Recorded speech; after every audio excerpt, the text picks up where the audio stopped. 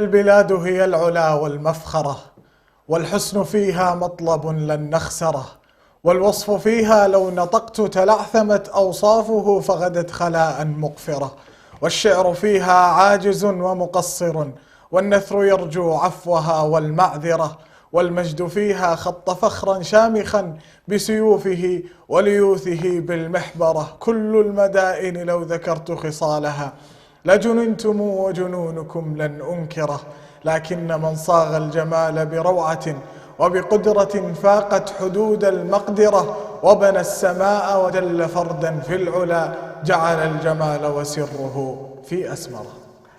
وطني أحبك لا بديل، أتريد من قولي دليل؟ سيظل حبك في دمي، لا لن أحيد ولن أميل، سيظل ذكرك في فمي ووصيتي في كل حين.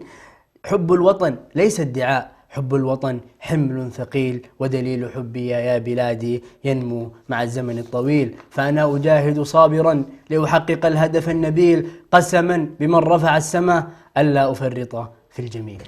الإخوة والأخوات المشاهدين ومتابعينا عبر مواقع التواصل الاجتماعي في كل مكان، سلام الله عليكم ورحمته وبركاته. في هذه التغطية الخاصة والمتعلقة بالاحتفال بيوم الاستقلال المجيد ولوطننا الحبيب إريتريا، والذي مضى عليه 30 عاما، فمرحبا بكم. واسمحوا لنا باسمكم وباسم زميلي في التقديم نرحب بضيفنا في الاستديو الشيخ الدكتور حسن سلمان. حياك الله دكتور حسن. اهلا وسهلا ومرحبا بالمشاهدين. نعم، وايضا لعلنا نرحب ايضا بضيوفنا عبر الاقمار الصناعيه، ولعلهم ان دخلوا نرحب بهم في هذه الحلقه المباركه. نعم، اسمح لي ابدا معك دكتور حسن. اغلب الاريتريين لديهم علم بالتاريخ الحاضر، لكن ما يجهله الكثير هو الماضي.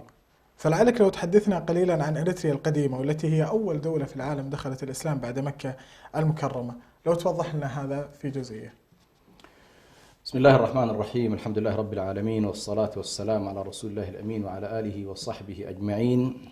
التحية لك ولزميلك في التقديم، وأرحب كذلك ومعي الإخوة إن شاء الله من خارج الاستوديو، ونسأل الله سبحانه وتعالى أن نقدم في هذا اليوم المبارك ما يفيد المواطن الإريتري ويفيد كذلك المتابعين في لقناة سلام.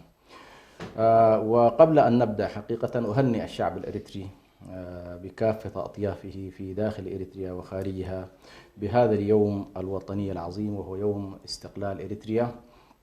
هذا اليوم الذي ناضل له الشرفاء والأحرار من أبناء إريتريا لعقود طويلة جدا. فإذا كنا اليوم نحن نحتفل باليوم 30 وبالعام 30 لتحرير إريتريا اللي هو 24 مايو 1991، خروج وجلاء الجيش الأثيوبي من الأرض الإريترية، فإن ذلك كان مسبوقا ب30 أخرى، وهي حرب التحرير أو حرب الاستقلال من 1961 اللي هي 1/9/1961 إلى 1991. فنحن حقيقة أمام مشهد 60 الآن، يعني لسنا أمام مشهد 30 فقط، ولكن شعبنا الإريتري يعني منذ 61 فهو في نضال مسلح، وما قبل 61 أيضا هو في نضال سياسي سلمي. لا ننسى نحن أن الشعب الإريتري قاوم الاحتلال الإيطالي وقاوم الاحتلال البريطاني في إطار النضالات السلمية في ذلك الوقت للشعوب التي كانت تنادي بالاستقلال والتحرر وحق تقرير المصير للشعوب. ثم لما أحيلت المسألة إلى إثيوبيا وربطت إريتريا بإثيوبيا فيدراليا، نشأ بعد ذلك ما يعرف بتاريخ الثورة الإريترية. فكل هذه النضالات كان الشعار الأساسي فيها بدءا من الرابطة الإسلامية ومرورا حركة تحرير إريتريا ثم جبهة التحرير الإريتري، كلها كان الهدف الأساسي المركزي هو تحرير الدولة الإريترية وإعلان السيادة الوطنية من خلال الاستقلال ثم الحرية. فكانت كلمتان يعتبران مفتاح الثورة الإريترية في كل مراحلها، المراحل السلمية والمراحل المسلحة، وهو فكرة الحرية والاستقلال. استطيع أن أقول بأن 91 بلا شك حصل الجزء الأول من أهداف الشعب الإريتري، وهو تحرير الأرض الإريترية من كل جندي أجنبي على التراب الإريتري وتحقيق الاستقلال. وبالتالي هنا يمكن أن نقول 91 حصل ميلاد للدولة الإريترية وخرجت من أي شكل من أشكال الوصاية الخارجية. وبالتالي 24/5/91 كان الجلاء، 24/5/93 كان الإعلان الرسمي لموضوع الاستقلال. فحقيقة الواحد أولا يحيي كل الشعب الإريتري بهذه النضالات العظيمة. الشعب الإريتري صنف نتيجة حرب التحرير بأنه معلم الشعوب الأفريقية موضوع الثورة، لأنها ثورة صمدت أمام أعتى جيش وهو الجيش الأثيوبي لمدة 30 سنة، كافح فيها الشعب الإريتري وصمد فيها واستطاع بفضل الله سبحانه وتعالى أن يحقق الاستقلال. فنترحم على كل في منصة الاستقلال على كل شهدائنا وقتلى حرب التحرير، ونسأل الله سبحانه وتعالى أن يضمد جراح المعاقين والجرحى والأرامل وأبناء الشهداء، فإنهم حقيقة شامة وعبارة عن تاج في رؤوس شعبنا الإريتري. نعم. دكتور حسن، لعلنا نبدأ وهي مقدمة جيدة التي ذكرتها، لعلنا نبدأ يعني اسم دولة إريتريا. من أين جاء هذا المسمى لدولتنا الحبيبة إريتريا؟ جميل. بالنسبة لاسم إريتريا هو اسم يوناني في الأصل، اسم يوناني روماني أو إقريقي، وكان جزء يقول بأنها اسم لجزيرة يونانية كانت على البحار اليونانية، ثم بعد ذلك أطلق عموما اليونان والرومان على كل البحار التي تحيط بالجزيرة العربية كانوا يطلقون عليها سينيوس إريتريوم، يعني أيوة. فكانت كل البحار يسمونها البحار الحمراء، بحار الحمراء. بعد فترة أطلقوه على البحر الأحمر. جميل. وهذا قبل الميلاد، يعني هذا الإطلاق كان قبل ميلاد المسيح عليه السلام، أن البحر الأحمر أطلقوا عليه هذا المسمى سينيوس إريتريوم.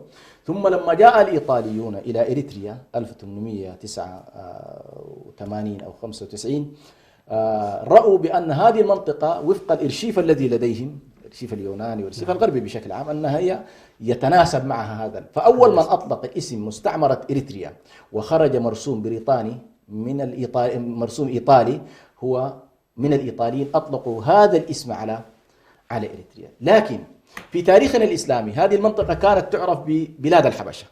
صحيح. كانت تعرف ببلاد الحبشة. وبلاد الحبشة كانت تضم إريتريا الحالية بكل جغرافيتها الراهنة، وشيء من شمال إثيوبيا، وربما بعض الأطراف الصومالية، وشيء من الأراضي السودانية أيضا الحالية. فكانت على كل تضيق وتتسع مسمى دولة الحبشة.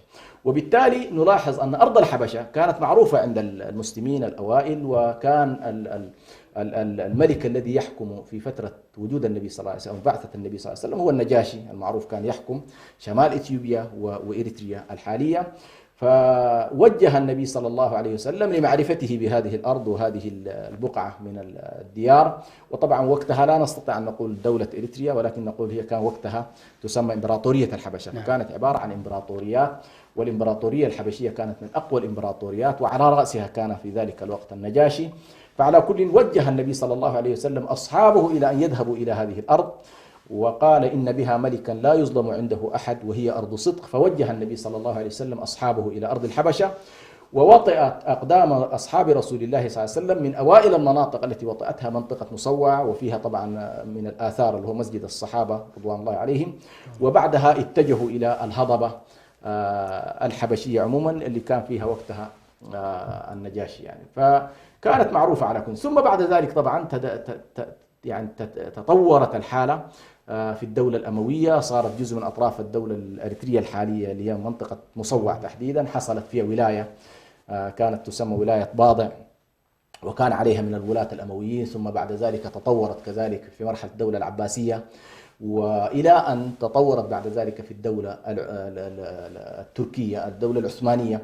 فعرف على كل تاريخ هذه المنطقة تطورا كبيرا، ومع هذا التطور أحيانا يكون سلما وأحيانا يكون حربا. عموما توسعت دائرة الإسلام في هذه الأرض، يعني عموم منطقة إريتريا ومنطقة القرن الأفريقي عموما.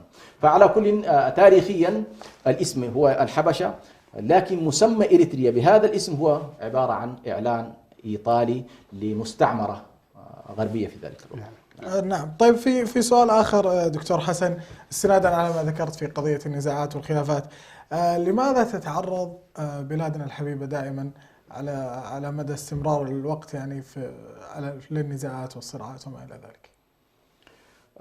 دائما يقولون بأن التاريخ هو يعني يتداخل مع الجغرافيا. إذا أردت أن تتعرف على تاريخ منطقة انظر إلى جغرافيتها، وبل منهم من يقول بأن الجغرافيا تصنع التاريخ. إذا رأيت الآن إريتريا وموقعها الجغرافي حتما ستستطيع أن تستوعب كل الصراعات التي حصلت في هذه المنطقة. فإريتريا مثلا هي لها ساحل طويل جدا مع باب المندب، وبالتالي مضيق باب المندب له علاقة مباشرة بهذا الساحل. إريتريا لها مجاورة وقريبة الجوار بأرض الحرمين الشريفين، وبالتالي هنالك أطماع للذين لهم أطماع على أرض الحرمين الشريفين أيضا سيمرون بهذه المنطقة.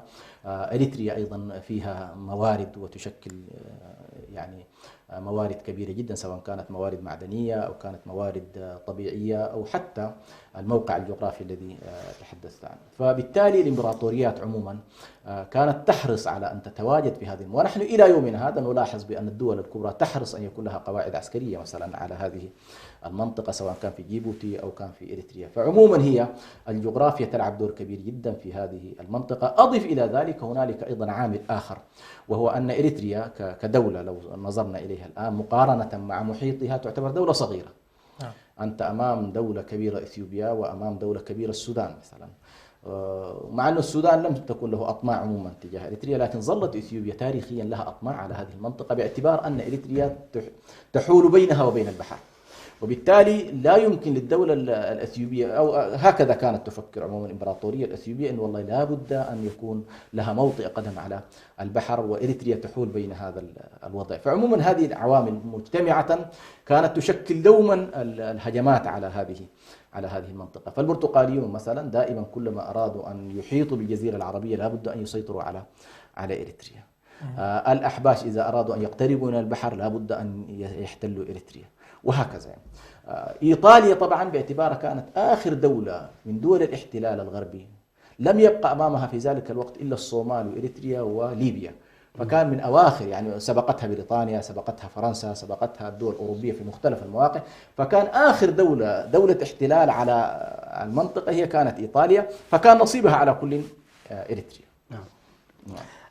دكتورنا، في ذكر قصة الاستقلال هناك من ينسب الفضل هذا الإنجاز العظيم للمشاكل التي حدثت في ذاك الوقت في إثيوبيا، ويقول أنه بسبب المشاكل التي حدثت في إثيوبيا استقلت دولة إريتريا. فودنا يعني نستمع إلى قصة استقلالنا بدون أي جحد لنضال أبطالنا الإريتريين قبل حدث استقلال إريتري والذي دام طوال 30 عاما قبل الاستقلال. أولا دعنا نقول بأن استقلال إريتريا لم يكن منحة من أحد. لو جميل. كان استقلال إريتريا منحة من أحد لمنحنا له الإيطاليون ومنحنا له البريطانيون. الشعب الإريتري حصلت عليه مؤامرة دولية كبيرة جدا بالتواطؤ طبعا مع الإمبراطورية الإثيوبية وبقيادة هيلي سيلاسي في ذلك الوقت. وللأسف الشديد طبعا تصدرت الولايات المتحدة تحديدا مشهد المؤامرة على الشعب الإريتري، وكذلك الحكومة البريطانية. رأوا بأن والله من مصالح، وهذه كان قالها وقتها رئيس أو وزير الخارجية الأمريكي، قال إن المبادئ تقتضي أن تستقل إريتريا لكن المصالح تأبى ذلك. المصالح الغربية كانت وقتها تأبى ذلك. فعلى كل بالنسبة لنا بدءا من مرحلة الخمسينات 1900 أو حتى الأربعينات كان النضال السلمي المقاوم لوجود الاحتلال البريطاني الإيطالي ثم الاحتلال البريطاني ثم بعد ذلك المقاومة المسلحة لحالة الانتكاسة التي حصلت في موضوع الاتحاد الفيدرالي. فلا يمكن أن نتكلم أولا هذا الشعب اللي ناضل طيلة هذه الفترة ولم يستسلم في يوم من الأيام، لا استسلم في المرحلة السلمية ولا استسلم كذلك في مرحلة العمل المسلح. يمكن أن يقال بأن الثورة الإريترية فككت البنية الإثيوبية، ولا يقال بأنه والله يا أخي نتيجة الخلافات في أثيوبيا والإشكال، لا، الثورة الإريترية استطاعت أن تربك القوميات في أثيوبيا وترسل رسائل إلهام، إن صح التعبير رسائل ملهمة لشعوب أثيوبيا نحو التطلع للحرية. فكثير من القوميات تقول والله إذا الشعب الإريتري، ووقتها نحن يمكن ما كان يتجاوز عددنا 3 مليون، يعني الآن يمكن يقارب 6 مليون، فكان الشعب الأثيوبي يقول والله ولم لا. فكانت تتحرك المجموعات في تيغراي والمجموعات في الأورومو والمجموعات في ميليشنغول ومجموعات الصومال. فنستطيع أن نقول أن الثورة الإريترية فككت البنية المتماسكة للدولة والإمبراطورية الإثيوبية، وبالتالي البيئة نستطيع أن نقول صنعتها الثورة الإريترية، صنعت بنية غير متماسكة في الدولة الإثيوبية. وبالتالي يعني هذه فكرة لابد أن نضعها بالذات بالنسبة لنا كإريتريين، وهي نقطة قوة، أن الشعب الإريتري رغم قلة عدده لكنه الشعب يمتلك روح الثورة، روح المقاومة، روح عدم الاستسلام. وبالتالي أي محاولة، هذا للتاريخ وفي المستقبل، أي محاولة للإطاحة بالدولة الإريترية أو محاولة الاستيلاء على الدولة الإريترية فإن أثيوبيا لن تتماسك. هذه قاعدة تاريخ معروفة. وبالتالي ليس صحيحا بأنه والله لأن أثيوبيا ضعفت نحن خذنا، لا، نحن من ساهمنا في أن والله إثيوبيا تضعف وتتفكك ويضعف، يعني انت حرب 30 سنة من الاستنزاف، ثم دخلت الثورة الإريترية في تحالفات قومية، والتحالفات على كل بتاع الثوار مع الثوار في أثيوبيا. ويمكن أن نقول بأن حتى سنة 91 كيف أن الجيش الإريتري دخل مع المجموعات المعارضة الإثيوبية إلى أديس أبابا وأطاح بالنظام في أثيوبيا. فقضية إنه والله ضعف إثيوبيا أدى، لا، نحن من ساهمنا في ضعف إثيوبيا وفي تفكك بنية الدولة الإثيوبية.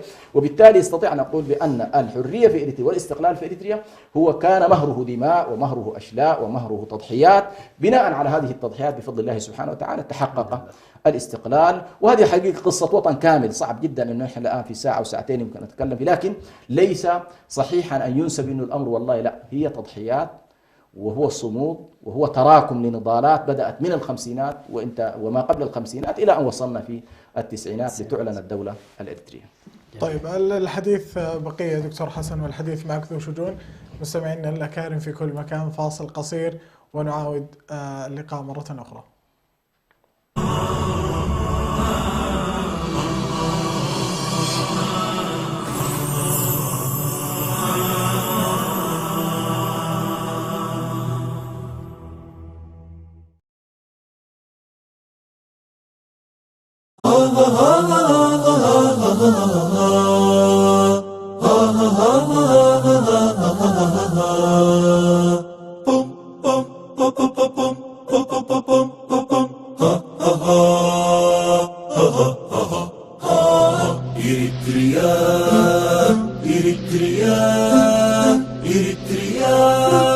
قد داحرت بغيظهم أعداءها وتوجت بالنصر تضحياتها. إريتريا إريتريا إريتريا قد داحرت بغيظهم أعداءها وتوجت بالنصر تضحياتها.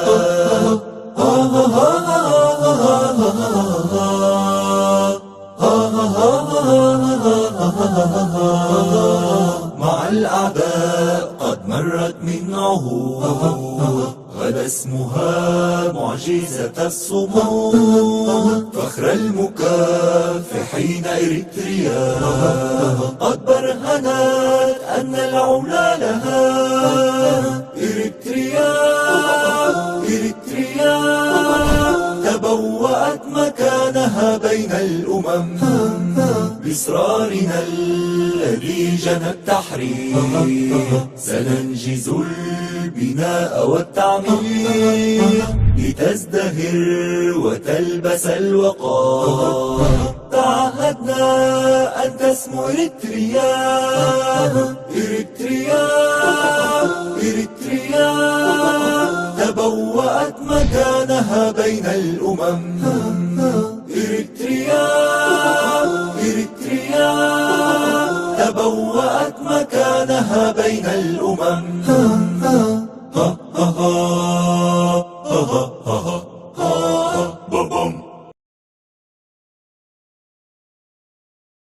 إريتريا إريتريا إريتريا إريتريا نحبها إريتريا نفخر بها إريتريا نحبها إريتريا نفخر بها إريتريا إريتريا المكارم شعبنا إريتريا إريتريا إريتريا إريتريا يا وطننا لك سلام كلنا نفدي بالسلام والوئام يا وطن نبني يا وطننا لك سلام كلنا نفدي بالسلام والوئام يا وطن نبني سيري بعزمك سيري نحو المعالي سيري المجد لك إريتريا ولشعبك الإريتري سيري بعزمك سيري نحو المعالي سيري المجد لك إريتريا ولشعبك الإريتري يا درة الأوطان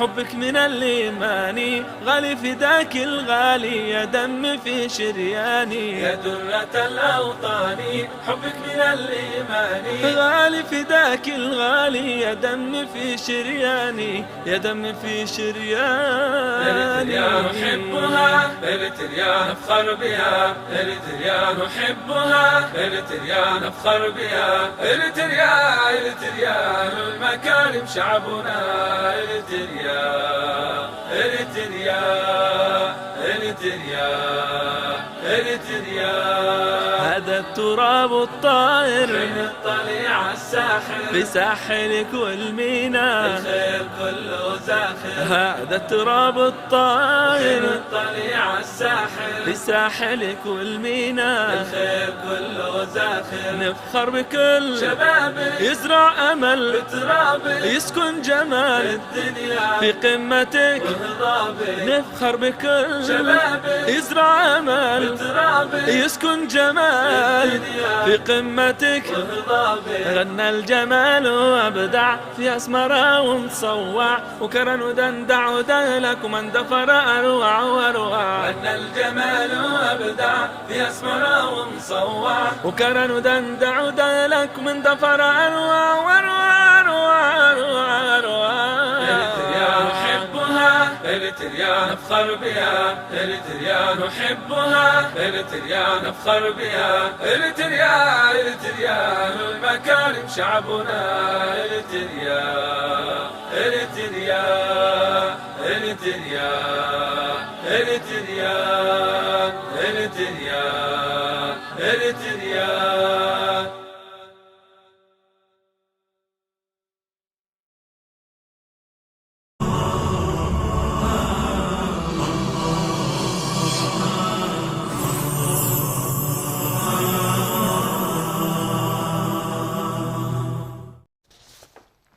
مشاهدينا الكرام مستمعينا الافاضل حياكم الله وبياكم بعد هذا الفاصل القصير ما زلنا وياكم نفرح ونحتفل بهذا اليوم العظيم الا وهو يوم استقلال بلدنا الحبيب اريتريا. دكتور حسن قبل الفاصل كان اغلب الحديث عن التاريخ الاريتري لكن من المؤكد ان هناك ابطالا ومعاصرين وقفوا يعني خلف هذا التاريخ الذهبي الذي يكتب بماء الذهب. نعم وقد خلد التاريخ أسماءهم في دفاتره، فلنفتح معك دكتور حسن بعض هذه الأسماء ونقرأ من بعض هذه الدفاتر. نعم لعلنا نبدأ بالشخصية الأهم في هذا الذكر ألا وهو مفجر النهضة الدينية ومفتي الديار الأول لإريتريا ألا وهو الشيخ إبراهيم المختار أحمد عمر. لعلنا لو نذكر في سيرته بعض من سيرته وبعض مواقفه تجاه هذا الاستقلال العظيم. طيب إبراهيم المختار على كل هو من القامات الوطنية الكبيرة ورمز ديني وفي نفس الوقت أيضا شخصية وطنية فاعلة ومؤثرة. هي عموما كانت إلى من نهايات تقريبا العهد الإيطالي. إبراهيم المختار عاصر نهايات العهد الإيطالي وكل العهد البريطاني والفترة الانتقالية اللي حصل فيها الاتحاد الفيدرالي مع بين اثيوبيا واريتريا، وعاصر كذلك شيء من العهد الامبراطوري الى 1969. شخصية إبراهيم المختار حقيقة من الشخصيات اللي تحتاج أن يتم تناولها من زوايا كثيرة جدا. هو صحيح عرف بأنه المفتي الأول للديار الإريترية، يعني ما قبله كانت إريتريا عبارة عن مفتين مناطقيين، يعني مفتي قبيلة كذا أو مفتي منطقة كذا أو قاضي منطقة كذا. ولكن بمجيء إبراهيم المختار في نهايات العهد الإيطالي، تقريبا عاصر العهد الإيطالي سنتين. ومن الغرائب أن إبراهيم المختار طبعا هو كان من أسرة متدينة، ووالده كان ممن يحفظ القرآن ويعلم القرآن، وتأثر بالحالة في الجزيرة العربية، وكان سبحان الله من الدعاة في منطقته. يعني هو مواليد إرافلة تقريبا على السواحل البحرية الإريترية. ثم بعد ذلك في وقت مبكر توفيت والدته، ثم توفي والده عليهم الرحمة، ثم هاجر إلى السودان. أخذ في السودان تقريبا في منطقة أم درمان، درس في معهد أم درمان العلمي سنتين، ثم كانت تتوق نفسه دائما إلى الأزهر الشريف، كان دائما يقول إلى الأزهر الشريف، وكان من عشاق العلم، ولذلك يقال دائما كان يردد يقول: عرفت هواها قبل أن أعرف الهوى، فصادفت قلبا خاويا فتمكن. يعني كان متمكن منه قضية حب العلم والهجرة نحو العلم وكذا. ففي وقت مبكر على كل قبل نهايات الأربعينات وصل إلى جمهورية مصر، وأدرك على كل فطاحلة العلم في الأزهر من علماء الأزهر ومشيخة الأزهر من أمثال الشيخ محمود شلتوت، المراعي وغيرهم، على كل من أئمة العلم. فدرس على كل أكمل الأزهر وأخذ الشهادة الخاصة في الأزهر، ثم تخصص، والتخصص كان دائما فوق مرحلة البكالوريوس الحالية المعروفة. تخصص في أصول الفقه وفي الفقه، تخصص في الفقه وأصوله، وأخذ على كل هذا الجانب. ثم بدأ بعد ذلك في داخل مصر يعرف بأنه من أهل العلم. وأنا حقيقة هنا أحكي عن بعض الشخصيات، حتى التركية كانوا يحكون لي عن شخصية إبراهيم المختار، وعلى أيدي من العلماء عندهم أيضا يعني أخذ بعض الشهادات. فعلى كل الرجل وصل إلى مرتبة متقدمة جدا، أخذ إجازات علمية واسعة، وظل يعمل في مصر. لكن سبحان الله وهو في القاهرة تم تعيينه ليتولى رئاسة القضاء في إريتريا في العهد الإيطالي. وصلته الرسالة، ويبدو والله أعلم تحليلي لهذا الموضوع أن إبراهيم المختار في مصر ظل يتعاون مع رواد النهضة التحررية في العالم العربي وإفريقيا، وكان يتعامل مع بعض الصحف يزودهم بالمعلومات عن وضع إريتريا والاحتلال الإيطالي.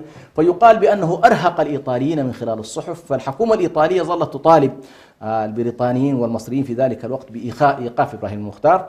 على كل في النهاية وصلوا إلى أن الشعب في داخل إريتريا سواء بإيحاء من الإيطاليين أو بمحض إرادتهم يطالبوا بعودة إبراهيم المختار ليتولى منصبا كبيرا في إريتريا.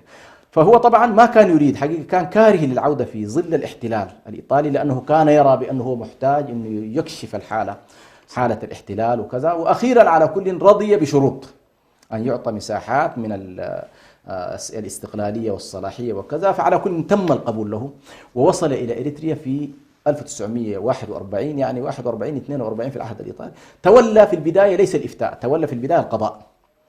وحقيقة طفرت الحالة القضائية في إريتريا في عهد المختار من أفضل أنواع الإصلاحات القضائية والعدلية، من لوائح، من نظم، لأنه هو في مصر مع الدراسات الشرعية أيضا عمل في المحاماة، واستفاد من قضية التجربة العدلية والقضائية والقانونية في مصر. فبالتالي الرجل شخصية علمية في الإفتاء والجانب الشرعي، وشخصية أيضا قانونية عارفة تمام. فعمل في هذا الجانب، فطور على كل الحالة العدلية والقضائية، وانتشرت المؤسسات، ووضع اللوائح لكيفية يعني تعيين القضاة في داخل إريتريا. ثم بعد ذلك تولى أيضا الإفتاء، أول مفتي تقريبا لعموم إريتريا، ما قبله كانت في إفتاءات جزئية، لكن أول شخص تقريبا تولى الإفتاء. في عهده طفرت كذلك حالة الإفتاء. ويمكن أن نقول بأن إبراهيم المختار كان يمثل حالة دينية ورمز سياسي في نفس الوقت، دون أن يتولى السياسة. يعني هو حرص طيلة فترة وجوده في الإفتاء أن لا يدخل ضمن حزب سياسي، ولكنه يقوم بأدوار سياسية، وهذه مهمة جدا في دراسة شخصية إبراهيم المختار. من ضم مثلا الرابطة الإسلامية، من ضم لها كعضو، لكن كان من الذين يزودونها بالأفكار، وكان أخوه الشقيق وكان من رموز وقيادات الرابطة الإسلامية. فعلى كل كانت مهمة إبراهيم المختار أن يقوم بدور الشخصية الدينية المستقلة التي لا تخضع لأي إملاءات خارجية، وهذه كانت ميزة بالنسبة لإبراهيم المختار.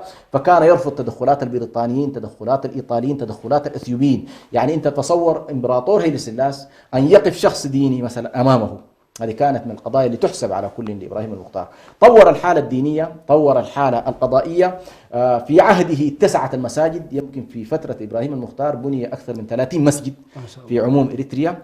فكان الرجل على كل شخصية كما قلت وازنة في هذا الاتجاه. لما يعني حصل إعلان الثورة الإريترية أعلنت في 61 وهو مفتي، فكانت الحكومة الأثيوبية تضغط عليه وتمارس عليه الضغوط بأن يصدر فتاوى بعدم شرعية الثورة الإريترية وعدم جواز الصلاة على من يقبض من هؤلاء ميتا. فكان الرجل يرفض ورفض. لم تستطع الحكومة الأثيوبية أن تنتزع فتوى من إبراهيم المختار في إدانة الثورة الإريترية، بل دائما كان يقول لهم هذا عمل سياسي يجب أن تجلسوا معهم وتسمعوا مطالبهم. فهنا أنا أقول لم يكن شخصية دينية عادية، ولكنه كان شخصية فعلا يعني. كان أيضا حريص على تمثيل المسلمين تمثيلا حقيقيا، مع حرصه كذلك على الحالة الوطنية، وهذه ميزة كانت أيضا لمفتي الديار الإريترية، وهو أنه يمثل الحالة الدينية للمسلمين، ولكنه أيضا كان قادر على إدارة التعايش مع المكونات المسيحية في إريتريا. وبالتالي على كل لم تستطع الحكومة الأثيوبية أن تنتزع منه أي إلى أن توفي عليه رحمة الله.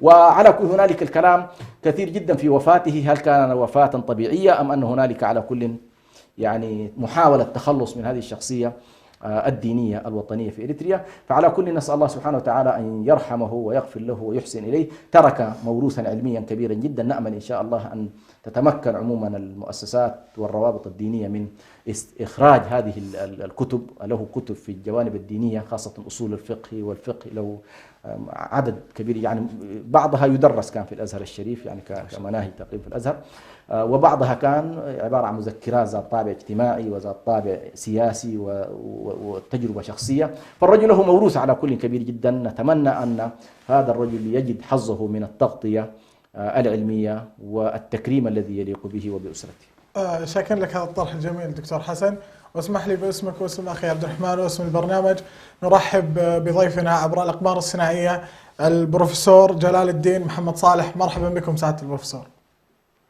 وعليكم السلام ورحمة الله تعالى وبركاته، وحياكم الله وبياكم. أهلا وسهلا بك دكتور. حنا في خضم الحديث عن شخصيات نضالية عن بلدنا الحبيب، لكن بادئ بذي بدء لعلك تذكر لنا بداية الاستقلال وجبهة التحرير الإريترية.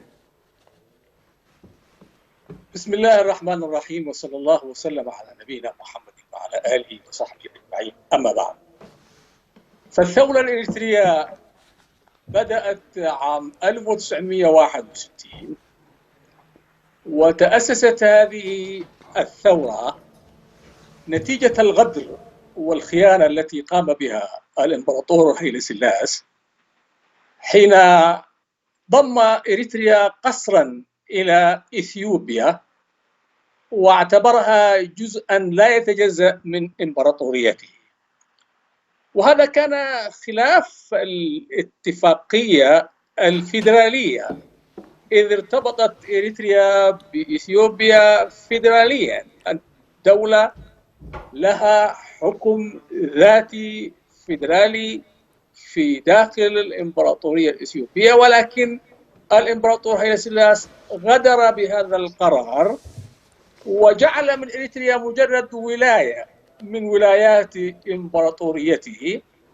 وهنا أعلن الشعب الإريتري رفضه، وكان خروج قيادات من الرابطة ومن البرلمان الإريتري مثل الشيخ إدريس محمد آدم والسيد إبراهيم السلطان الذين غادروا البلاد ووصلوا القاهرة، وهنالك أعلنوا عن جبهة تحرير إريتريا، عن تأسيس جبهة تحرير إريتريا. وهذا الاسم أخذ من جبهة تحرير الجزائر. ففي ذلكم الحين كانت حركة مقاومة الاستعمار نشطة في المنطقة، وكانت القاهرة بمثابة مأوى لهؤلاء الثوار من بقاع شتى. بما في ذلك الثورة الإريترية، حيث كان جمال عبد الناصر الذي ظل يرفع شعار الثورة والقومية العربية، وهذا بالرغم من أن مصر لها علاقات مائية تربطها بإثيوبيا، ودائما مصر تخشى على انفراط عقد هذه العلاقة وتضرر مصر منها، إلا أن ولاء الإمبراطور هيلي سلاسي للصهاينة في فلسطين المحتلة أيضا يجعل لمصر مساحة أو مجال لتناور فيه.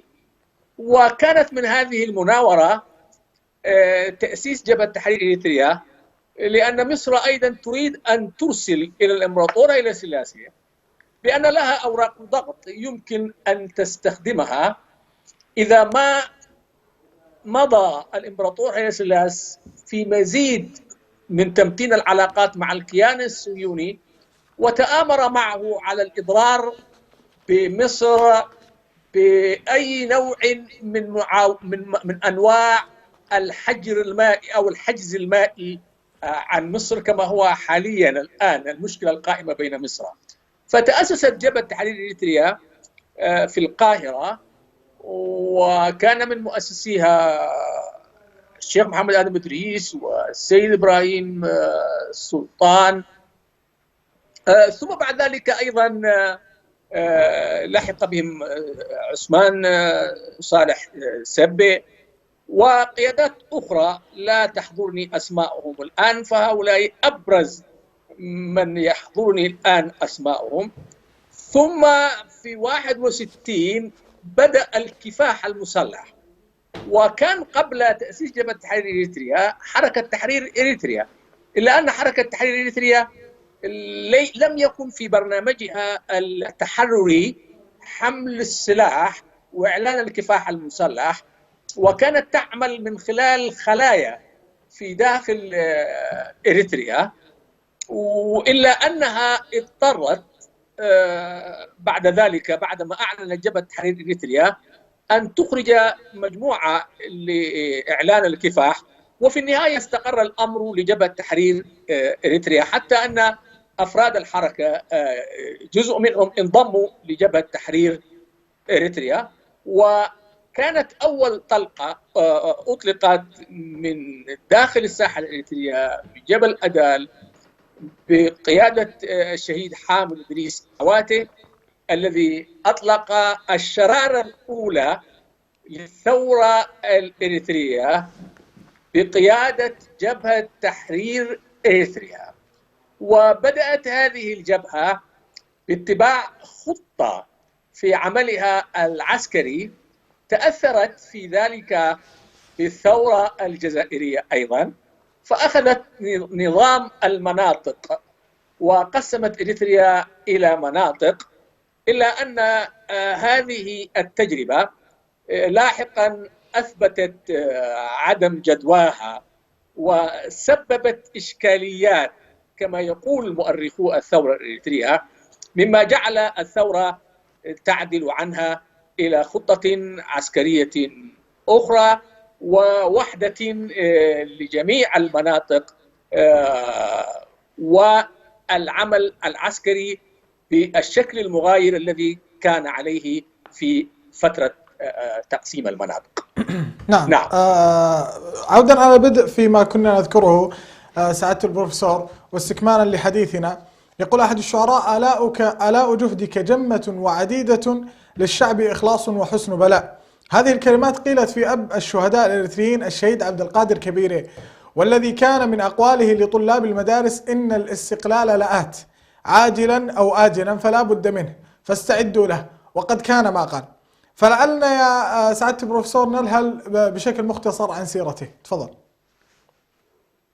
المناضل الشهيد عبد القادر صالح كبيري، هذه الشخصية تنتمي إلى أسرة علمية شرعية، وقد ذكرها العالم اليمني أبو الحسن الحيمي الذي جاء على رأس وفد من إمام اليمن وقتها في القرن السادس عشر، مبعوثا من إمام اليمن إلى فاسيليداس إلى غندر.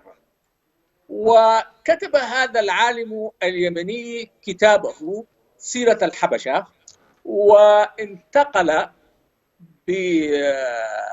بسفينة شراعية إلى عصب، وصل عصب، ومن عصب أخذ رحلة إلى غندر، واستغرقت هذه الرحلة فترة طويلة من عصب إلى غندر، لأنها كانت بالبغال والحمير.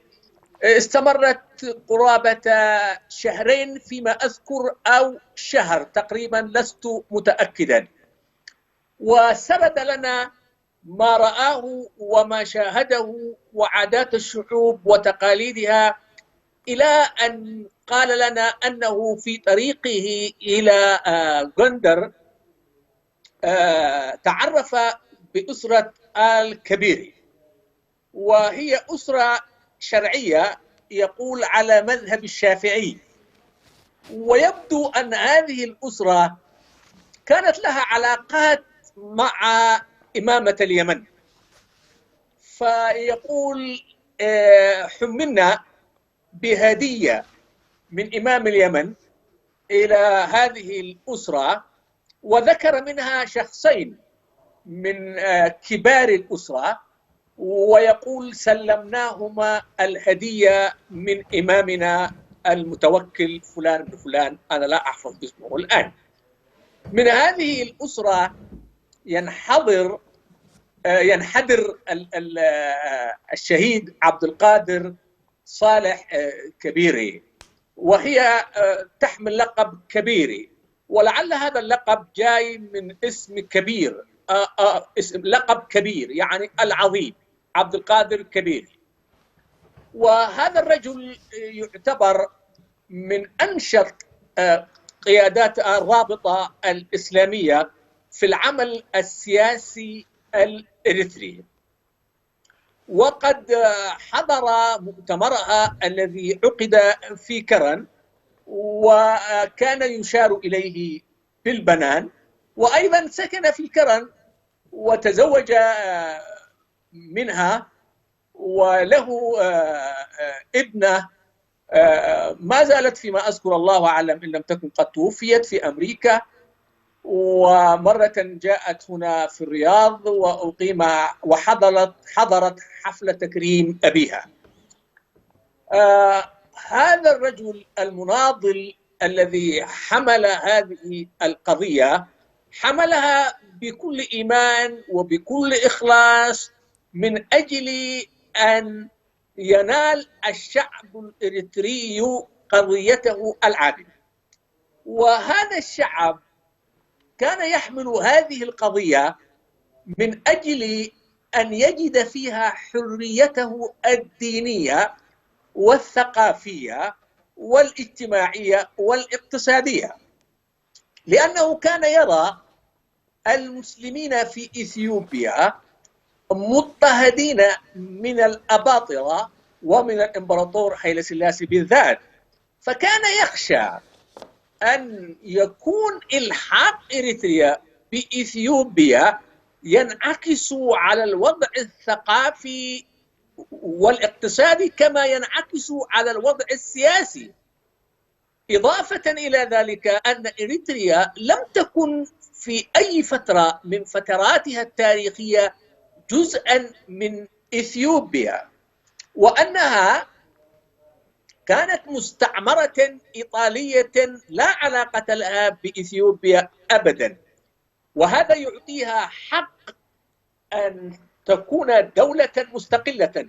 إضافة إلى هذا الإيمان بهذه القضية على هذا النحو السياسي، هنالك قضية أخرى وهي النهج الصليبي الذي كان يسلكه الإمبراطور هيلة سلاس في تعامله مع المسلمين في المنطقة كلها، ليس في إريتريا فحسب، وإنما في إثيوبيا ذاتها وفي المنطقة، منطقة القرن الإفريقي كله، في الصومال وفي السودان، حيث كان يرى نفسه حامي حمى النصرانية في المنطقة، وينتسب ادعاء إلى السلالة اليهودية عن طريق سليمان ابن داود عليه السلام، وهذه قصة مكذوبة لا سند لها، وإنما هي نوع من الأساطير الذي توارثه الإثيوبيون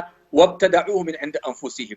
هذه العوامل كلها جعلت القيادات الإسلامية في الرابطة الإسلامية تضاعف من جهودها ومن نضالاتها أن تكون إريتريا دولة مستقلة يتمتع فيها المسلمون كما المسيحيون جميعا بحقوقهم الدينية والسياسية والثقافية والاجتماعية، ولا تكون دولة تخص فئة بعينها كما كان يخطط الإمبراطور هيلا سلاسي. عبد القادر صالح كبيري كان من هذا النوع وناضل في هذا الجانب، وهو في طريقه إلى الأمم المتحدة ليدافع عن القضية الإريترية كما يفهمها هو على هذا النحو. تصيدته وتربصت له القوى العميلة الإرهابية التي صنعها الإمبراطور هيلا سلاسي، واغتالته وهو في طريقه إلى المطار رحمة الله عليه. وبهذا يعد هذا الرجل العظيم واحدا من أبرز القادة الإريتريين الذين دافعوا عن القضية الإريترية وحملوا مبدأ الاستقلال. ولهذا كان يقول الاستقلال آت، لأنه كان ينطلق من منطلق الإيمان الجازم بأن هذا حق، والحق ما دام وراءه من يطالب به فلن يضيع أبدا طال الزمن أم قصر، إنه آت. وفعلا كما قال الاستقلال قد تحقق، وإن كان استقلالا منقوصا ليس كما كان يطالب به عبد القادر صالح كبيري الذي كان يطالب بالحقوق العامة لجميع المواطنين. ولكن الحالة الحالية الآن تختلف جدا، حيث نرى المسلمين في إريتريا يعانون الاضطهاد نفسه أو يعانون التهميش نفسه الذي كان يمارسه الإمبراطور هيلا سلاسي سابقا، بخلاف المسلمين في إثيوبيا حاليا، حيث نراهم خطوا خطوة إذا ما قورنت بواقع المسلمين في إريتريا والشعب الإريتري بشكل عام تعتبر خطوة متقدمة حقق فيها مسلمو إثيوبيا إنجازا كبيرا من الحقوق. نعم، أحسن الله إليك يا سعادة البروف دلال حول هذا الذكر لسيرة الشهيد البطل عبد القادر كبيري. ولعلنا نعود إلى دكتورنا حسن في الاستديو، وما زلنا في ذكر الأبطال الذين ساهموا بشكل مباشر في هذا الاستقلال العظيم. ولعلنا نذكر في هذه النقطة الشخصية المناضلة ألا وهو الشيخ الشهيد حامد إدريس عواتي، لنستمع لبعض بطولاته. ومن مقولاته التي ذكرها أنه كان يقول: إذا كان لابد من النضال فالبندقية وحدها هي التي أؤمن بها. الآن نستمع بعض من سيرته معكم. شكرا لفضيلة الأستاذ الدكتور جلال الدين على ما تفضل به بشأن المناضل كبيري، وهو كما تفضل يعني من شهداء مرحلة النضال السلمي إنجاز التعبير، وكان من شهداء هذه المرحلة، وكانوا يريدون أن يعطلوا هذا الصوت الذي كان سيصدح في الأمم المتحدة متحدثا بقضية الشعب الإريتري. وعلى كل، الرابطة بعد اغتياله حاولت أن تصدر بيانات لعموم المسلمين لأن لا ينجر الشعب الإريتري إلى حالة الاحتراب الداخلي، وحاولت أن تضيق مساحات النزاع الطائفي. وتعتبر بأن المخطط الإثيوبي هو الذي يجري الآن داخل إريتريا، فتجنبت على كل بحكمة قياداتها ما يمكن أن نسميه في ذلك الوقت اندلاع الحرب الأهلية في داخل أسمرة وخارجها. بعد ذلك طبعا دخل الشعب الإريتري في الربط الذي حصل من خلال الأمم المتحدة، اللي هو ربط إريتريا فيدراليا مع إثيوبيا. هذه المرحلة اللي كان يمكن أفضل إنجاز فيها هو طبعا حصلت فيها نشأة تكونت الأحزاب وصدرت الصحف ونشأ البرلمان، وكانت هنالك قيادات برلمانية وازنة مثل المناضل إدريس محمد آدم وآخرين. إدريس محمد آدم باعتباره كان رئيس البرلمان الإريتري قبل خروجه وإعلانه لجبهة التحرير الإريترية في القاهرة، يقال بأنه التقى مع حامد إدريس عواتي سرا في مدينة أقردات، ورتب معه أن يعمل حامد إدريس عواتي على التجهيز ويجهز. وحامد إدريس طبعا شخصية مقاتلة من العهد الإيطالي والبريطاني، يعني كان هو رجل حرب. فيقال إدريس بحكم معرفته به وأبناء منطقة واحدة كلهم رتب معه بأن إدريس سيخرج إلى الخارج ويهيئ الرأي العام ويوجد الحاضنة الداعمة في الخارج، ثم تعلن حالة سياسية لكن لا بد تصاحبها البندقية المقاتلة.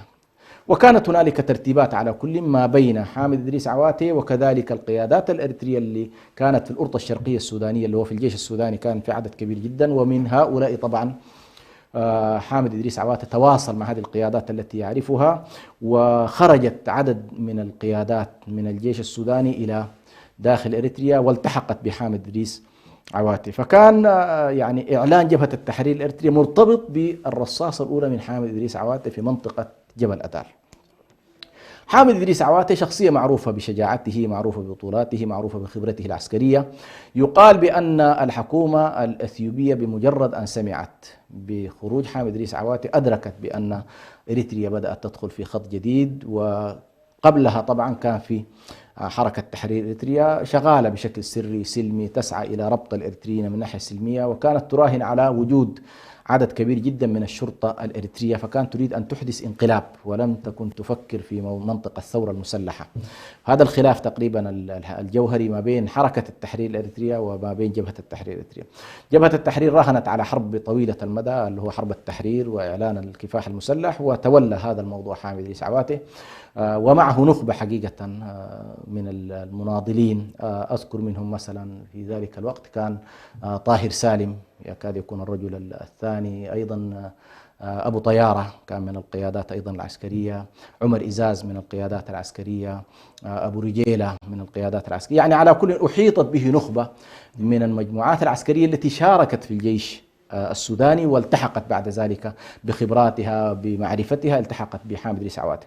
طبعا حامد إدريس عواتي حقيقة ما عاش طويلا لكنه ساهم وحضر بعض المعارك الأولى، ثم استشهد في تقريبا 63 64، يعني ما استمر طويلا. تولت بعد ذلك القيادات التي كانت حوله مهمة الاستمرار، ومنهم لعل من الشخصيات البارزة أنا ذكرتها طاهر سالم، ربما يكون من الشخصيات التي تولت بعده مهمة العمل العسكري، وواصلوا على كل واتسعت بعد ذلك رقعة العمل المسلح لنصل إلى موضوع المناطق اللي ذكروا دكتور جلال. فعلى كل حامد إدريس عواتي يعتبر هو مفجر الثورة الإريترية ورائد الكفاح المسلح، وأول من أعلن البندقية المقاتلة، وتنسب إليه على كل بداية الانطلاق للثورة الإريترية. نعم. شخصية أخرى رغم مسيحيته إلا أنه نبذ المسيحيين، وذلك لأنه نادى بالاستقلال عن إثيوبيا. أسس حزب العمال الإريتري، واجه الاحتلال بسلاح القلم. من هو والد مريم؟ سعادة البروفيسور جلال الدين محمد صالح، تفضل. لعلك تسأل عن المناضل ولد أب ولد مريم. نعم. نعم. ولد أب ولد مريم هو من أحد القيادات السياسية الإريترية التي عاصرت فترة تقرير المصير، ومن أبرزهم الذين طرحوا مشروعا سياسيا. هنالك عدة مشاريع طرحت في مصير مستقبل إريتريا. كان من هذه المشاريع مشروع ولد آب ولد مريم الذي نادى بتجراي تجرينيا.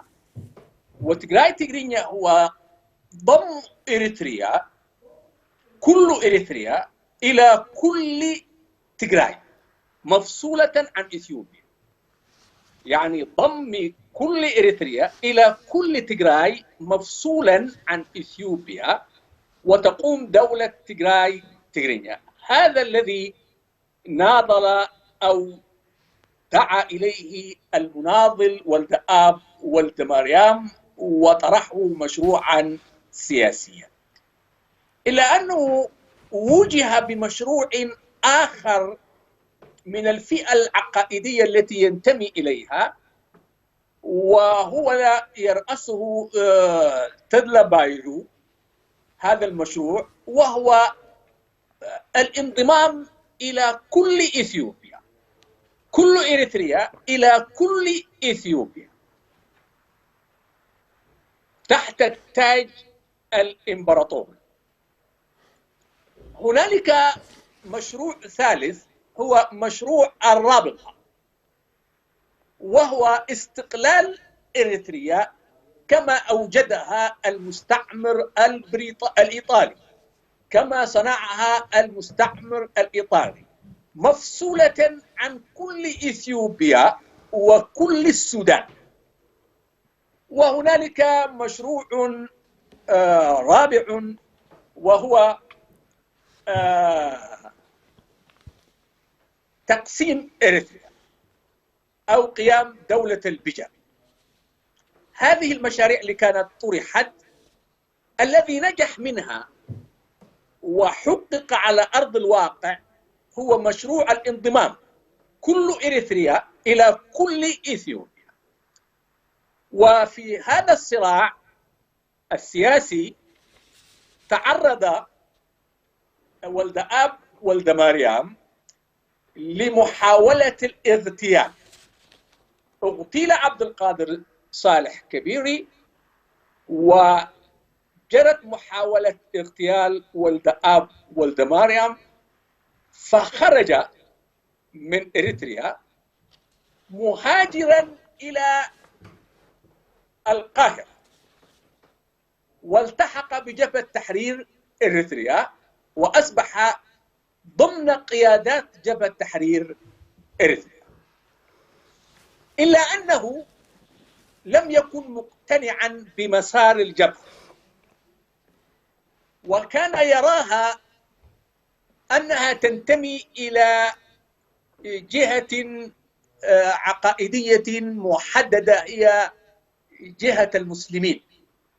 وحسب ما يذكر الدكتور هبتي، وهو يومها كان أحد أعضاء اتحاد طلاب شمال أمريكا في الستينيات، يذكر في مقابلة له مع موقع عواتي، والمقابلة موجودة، يقول أنه لما جاء في القاهرة قابل ولد آب ولد مريم وجلس معه وانفرد به ولد آب ولد مريم. وحسب كلام هبتي يقول أن ولد آب ولد مريم قال له: أتى ودي هبتي إذ أجبها نحن أيخونة. هذه الجبهة ليست لنا، لنا من؟ يعني يقصد نحن المسيح، نحن نقدر نعمل حقنا، تنظيمنا الخاص بنا، ثم نندمج معهم نحوسها نسؤهم ونقودها كلنا مع بعض. حتى يقول ولد آب ولد مريم طرح علي هذا الطرح في القاهرة في الستينات.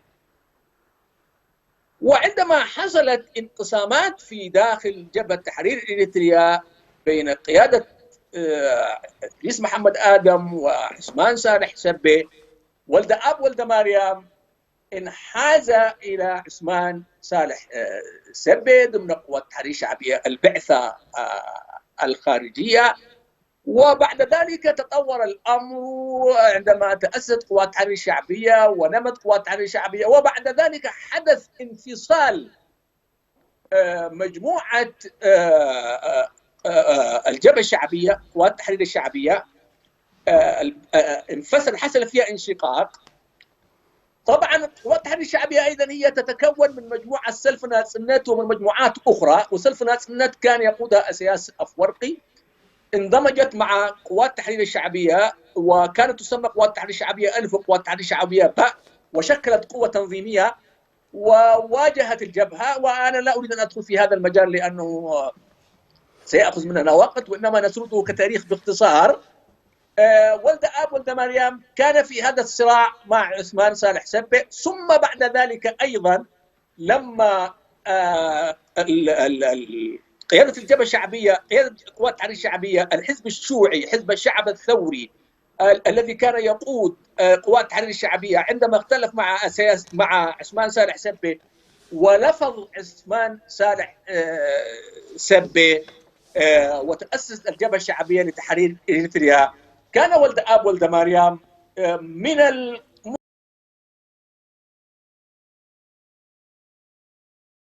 وزار الميدان مع عثمان صالح سبة ورأى الوضع في الساحة الإريترية يسير على النحو الذي كان هو يحلم به، فكان تعاطفه مع الجبهة الشعبية قويا وبارزا من هذا المنطلق، وينسب إليه ولكنه هو نفى، حتى نكون أمينين، في الثمانينات أنه قال في السويد أدلى بتصريح قال فيه أن الأكثرية في إريتريا هم المسيحيون، والمسلمون في إريتريا يشكلون أقلية مجتمعية. ولكن عندما رفعت أصوات الاحتجاج على هذا التصريح هو نفى أنه قال هذا التصريح، ونشر ذلك في مجلة ساقم التي كانت تصدرها الجبهة الشعبية لتحرير إريتريا من الميدان.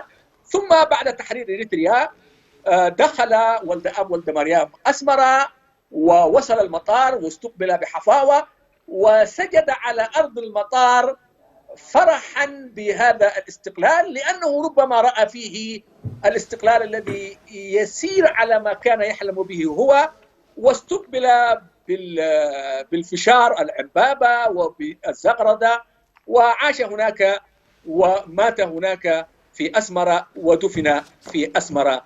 هذا هو ولد آب ولد مريم باختصار. وفي النهاية هو مواطن إريتري شارك في النضال الإريتري بغض النظر عن توجهاته السياسية، ولا بد أن يذكر ضمن القيادات الإريترية التي عملت في النشاط الوطني.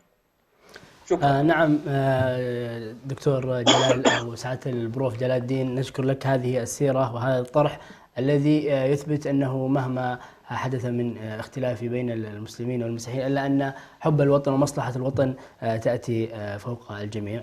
دكتور حسن، لعلنا نعود إلى أبطالنا، وذكرنا نحن ببداية الحلقة بعض من الأبطال الذين شاركوا في هذا الاستقلال الكبير، ولعلنا لم يتسنى لنا أن نذكر الباقي منهم، وحق من حقوقنا، حق من حقوقهم علينا أن نذكرهم ولو ذكرا لأسمائهم فقط حتى يخلد التاريخ ولا ينسى الناس هؤلاء الأبطال. لو نذكرهم. جميل. أول قبل أن ندخل في الأسماء اسمحوا لي أن أضيف إضافة بسيطة. نعم. في موضوع ما ذكره الدكتور جلال حول ولد آب ولد مريم. كما تفضل السيرة والمواقف التاريخية لولد آب ولد مريم واضحة، لكن دعوني أبرز نقطة مهمة جدا بالنسبة لولد آب ولد مريم في المرحلة بتاعت تقرير المصير. أنا أعتقد التاريخ المفصلي لولد آب ولد مريم في إبراز شخصيته الوطنية لا تظهر في المراحل اللاحقة بقدر ما تظهر في هذه المرحلة تحديدا. ولد آب ولد مريم من حيث الموقف الوطني هو باعتباره له خلفية، طبعا خلفية تاريخية من تجراي ومولود في سرايا، ولكنه طبعا يختلف عن العنصر المسيحي الآخر في نقطة مهمة جدا نبرزها أيضا، وهو أنه من البروتستانت، فظل داخل القرية يعيش حالة من انعزال ديني، في أنه كنيسة أرثوذكسية مسيطرة في المنطقة وكنيسة محدودة منسوبة إلى السويديين في اللي هي البروتستانت، استفاد من هذه الوضعية في أنه تعلم وترقى وكذا. فينسب إلى ولد آب ولد مريم أو يعتبر أبو الأدب التجرينياوي ومؤسس الحرف والكتابة، يعني هو من نقل اللغة التجرينية من اللغة الشفوية إلى اللغة المكتوبة تنسب إليه. نقل أيضا الحالة من حالة شعبية عادية إلى حرف مكتوب وإلى دخول في الصحافة ودخل في التعليم. فالرجل على كل له إسهاماته الثقافية لكن قوة طرحه متى ظهرت؟ في البداية كان من المعجبين بإثيوبيا. هذا الإعجاب بأثيوبيا يقال بأن السبب الرئيسي فيه أنه كان ينظر إلى أثيوبيا في وقتها أن والله إريتريا تحت احتلال إيطالي وإثيوبيا لم تحتل، فكان ينظر إلى أن أثيوبيا دولة مقاومة في مقابل دولة إيه؟ في الحالة الإريتريا حالة احتلال. فأعجب بإثيوبيا اللي هي خارج السيطرة الإمبريالية، ويبدو هو واضح كان متأثر بقضية الإمبريالية ومقاومة الإمبريالية. جاءت مرحلة تالية رأى فيها إثيوبيا وعرف ما الذي يجري في إثيوبيا. يقال حتى له مثل واضح، كفر بفكرة الوحدة مع عموم إثيوبيا، وقال من ينادي بالوحدة مع إثيوبيا كمن يريد أن يساوي بين رجلين أحدهما طويل والآخر قصير ويريد لابد أن يتساويا، فيقول ليس هنالك من حل إلا أن نقطع أقدام الطويل حتى يتساوى مع القصير. ثم كما تفضل دكتور جلال طرح في المرحلة اللاحقة مشروع تجراي تجرينيا وكان يرى هذا أقرب. ثم الثورة في تجراي قمعت من هيلة سلاس ولم يبقى لها أثر في تلك البدايات. حينها مباشرة انطلق إلى قضية الاستقلال. هذه تقريبا تسلسل تاريخ. لكن أين تكمن القوة؟ في هذه المرحلة الأخيرة اللي آمن فيها بفكرة استقلال إريتريا عن أثيوبيا، صار عضو مهم جدا من الناطقين بالتجرينيا، من القلائل الذين كانوا ينضمون إلى الكتلة الاستقلالية. الكتلة الاستقلالية كانت بقيادة الرابطة الإسلامية، لكن كان ولد آب ولد مريم أسس حزب رغم أن حاضنته كان كلها ضده، ولكن كان قوة ولد آب ولد مريم تكمن في أنه من أبناء التجرينيا ومن الناطقين بهذا اللسان التجرينياوي ومن الكتاب وله تأثير في الصحافة. فكانت في تقديري قوة ولد آب ولد مريم في الطرح المقاوم للإمبراطورية هيلي سلاس ومن تيار الوحدة. أنت تلاحظ أنك أنت جزء من مكون اجتماعي وديني، الكنيسة ضدك والمجتمع اللي أنت تنتسب إليه ضدك وأنت تنادي فيه. فعلى كل أنا في تقديري هذه جزئية مهمة جدا إن أردنا على الأقل في مثل هذا التاريخ أن نبرز، فهو قوة الطرح الذي كان يتبناه قوة في لحظاته الأخيرة اللي هو موضوع الاستقلال. وبالتالي التقى مع إدريس محمد آدم في العهد مع إبراهيم سلطان، التقوا في فكرة الاستقلال وواجهوا البريطانيين والمخططات البريطانية واجهوها مع بعضهم البعض، ثم هاجروا أيضا مع بعضهم البعض إلى القاهرة. يعني إبراهيم محمد آدم رابطة إسلامية وولد آب ولد مريم معه في الكتلة الاستقلالية، فكلا الرجلين مثلا الحالة الاستقلالية. أيضا شعور الإمبراطور بخطورة ولد آب ولد مريم، حاولوا أيضا في شوارع القاهرة أن يقتال ولد آب ولد مريم. يعني ألحقوا أيضا مجموعة من يعني يقال واحد إيطالي وواحد يوناني وواحد ثالث، وضبطت السلطات المصرية هؤلاء الثلاث واعترفوا بأنهم قبضوا من الحكومة الإمبراطورية الأثيوبية قبضوا أموال، ولكن في هذا الوضع على كل لم يقتال وأصيبت امرأة مصرية، يعني الرصاصة أصابت امرأة مصرية. فالشاهد أن الخطورة التي كانت تشعر بها الإمبراطورية الأثيوبية من طرح ولد آب ولد مريم، كونه من الحاضنة التي كانت تراهن عليها وأنه هو شكل مشكلة لدى هذه الحاضنة، أعتقد هذه كانت النقطة البارزة والقوية اللي ممكن تحسب لولد آب ولد مريم. بالنسبة للأشخاص حقيقة كما تفضلتم من الصعب جدا في مثل هذا اليوم أن نذكر كل الأبطال والشرفاء وخاصة الشهداء كما يقال، فهم أعظم الناس أعظم من الأحياء كثيرا، وربما هنالك في كل ثورة أخفياء وفي كل ثورة أبطال وفي كل ثورة رجالات ربما يقدموا أدوار أفضل بكثير مما نذكرهم الآن. يعني هؤلاء يذكرون باعتبار الواجهة السياسية الرموز الوطنية، لكن حتما عدم ذكر الآخرين لا يعني بأنه نحن نتجاهل أي دور حقيقة، وخاصة كما ذكرت البطولات للأخفياء الشهداء الذين قدموا أرواحهم في سبيل أنه نحن على الأقل نصل إلى موضوع استقلال دولة. لكن دعونا في الشخصيات البارزة على الأقل، ونحن نذكر الشخصيات البارزة، لا ننسى في هذا المقام محمد سعيد ناود اللي هو الحركة اللي ذكرها دكتور جلال، حركة تحرير إريتريا، سبقت جبهة التحرير الإريترية، كان يرأسها محمد سعيد ناود.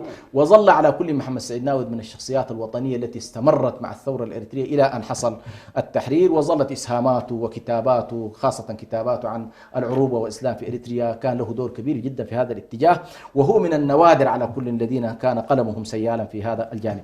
أيضا من الشخصيات حقيقة التي لا تنسى إدريس محمد آدم، اللي ذكرت أنا أثناء الحديث بأنه كان رئيس البرلمان الإريتري، ثم بعد ذلك تواطأت عليه إمبراطورية هيلي سلاس وأطيح به، ثم بعد ذلك على كل هو تحرك من إريتريا إلى السودان، ثم من السودان إلى القاهرة مع إبراهيم سلطان، وهناك شكلوا جبهة التحرير الإريترية. فكان أول قائد سياسي لجبهة التحرير الإريترية هو إدريس محمد آدم.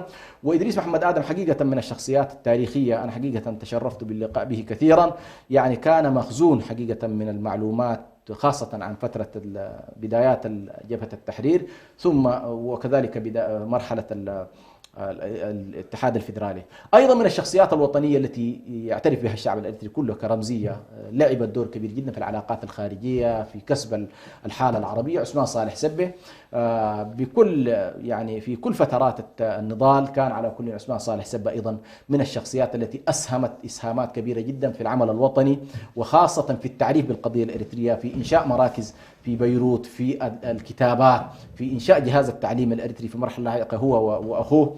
فكانت على كل أيضا أسرة سبه من الأسر أيضا أو من الشخصيات البارزة. أيضا من الشخصيات التاريخية التي يصعب تجاهلها في مثل هذا اليوم الوطني الكبير القائد والرمز المعروف أحمد ناصر، وهو أيضا رئيس جبهة التحرير الإريترية ما بعد إدريس محمد آدم، يعتبر من الشخصيات الوطنية التي قادت إلى أن حصل انهيار جبهة التحرير. كان يقود هذه الجبهة أحمد ناصر عليه رحمة الله.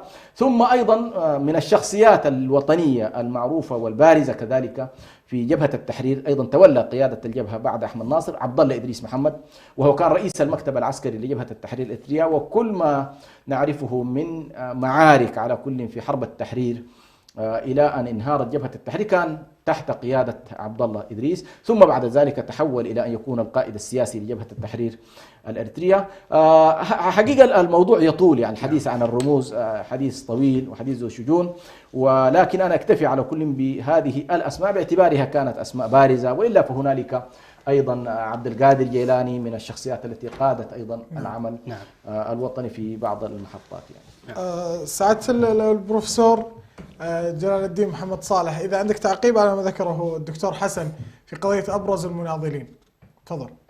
نعم، أنا أيضا أثني ما ذكره الدكتور حسن سلمان، وأن هؤلاء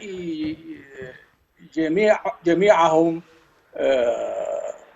بذلوا جهدا وقدموا نضالا في سبيل القضية الإريترية من فترة تقرير المصير، ومن إدريس محمد آدم، إبراهيم سلطان، ولد آب ولد مريم. والتاريخ لا يسير في منحنى أو خط مستقيم، وإنما التاريخ صعود ونزول، ولكل فرد في كل فترة من فترات تاريخه طرح سياسي يمر به، وجميع هؤلاء قادة مناضلين قدموا للقضية الإريترية كل من وجهة نظره وبكل ما يستطيع من أداء. وليست لدي أسماء الآن أذكرها، ولكن ما ذكره الدكتور حسن فيه الكفاية. وإذا ذهبنا نسرد فإن الوقت لا يتسع، فهنالك الكثير من القادة الذين استشهدوا وناضلوا والتاريخ يذكره. نعم، أحسن الله عليك يا سعادة البروف جلال الدين. وبهذه المناسبة لابد أن نهنئ الشعب الإريتري في استقلاله، وإن كان هذا الاستقلال استقلالا حتى الآن لم يكتمل، ولكن لا بأس أن نهنئهم ونقول لهم الاستقلال مبارك عليكم، وأهنئكم أنتم أيضا أيها الإخوة الذين تقدمون البرنامج، وأهنئ معكم الدكتور حسن سلمان. كان يفترض أن أبدأ بهذه التهنئة، ولكن الأمور أنستني أن أبدأ بها، فهنيئا لنا جميعا. ولكن لا بد أن يعي الدكتاتور الذي يتربع على عرش السلطة في إريتريا أن الشعب الإريتري يريد أن يتمتع بالاستقلال كاملا، ولا يريد أن يسمع منه في كل عام مرة أو مرتين خطابا يقول لهم أنجزنا وأنجزنا وأنجزنا. لا، هذا الشعب الذي ضحى هذا العطاء من فترة تقرير المصير حتى هذه اللحظة لم يتذوق طعم الاستقلال.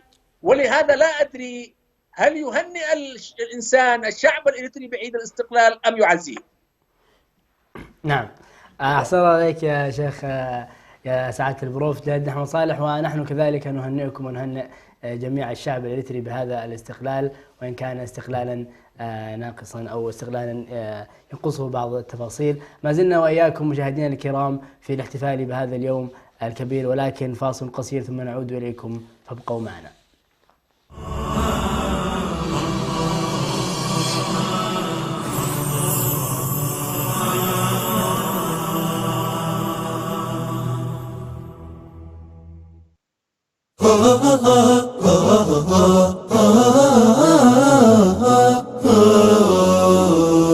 ما زلت في دفاتري قصيدة، وفي ظلال أعيني كشمعة جديدة.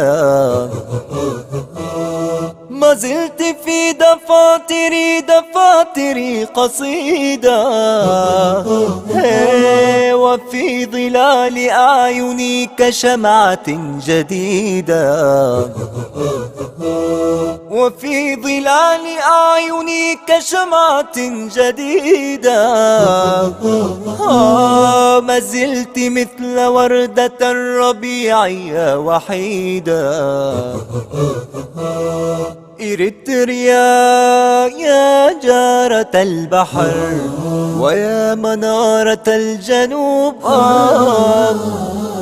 إريتريا يا درة البحر ويا منارة الجنوب. من أجل عينيك الحزينتين، من أجل عينيك الجميلتين، يأتي زحفنا يأتي زحفنا من أقدس الدروب، من أقدس الدروب.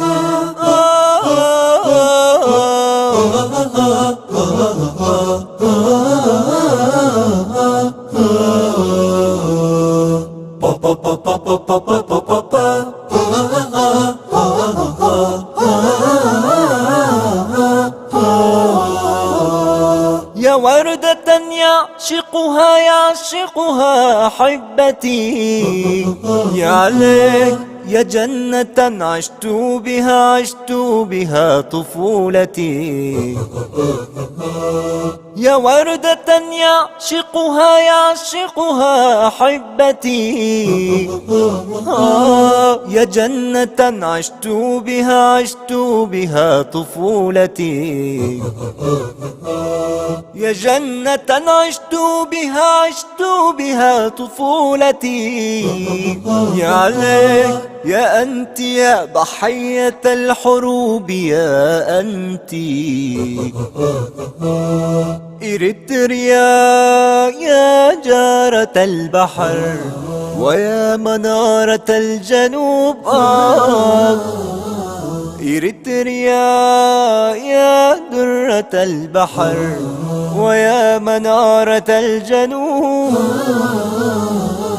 من أجل عينيك الحزينتين، من أجل عينيك الجميلتين، يأتي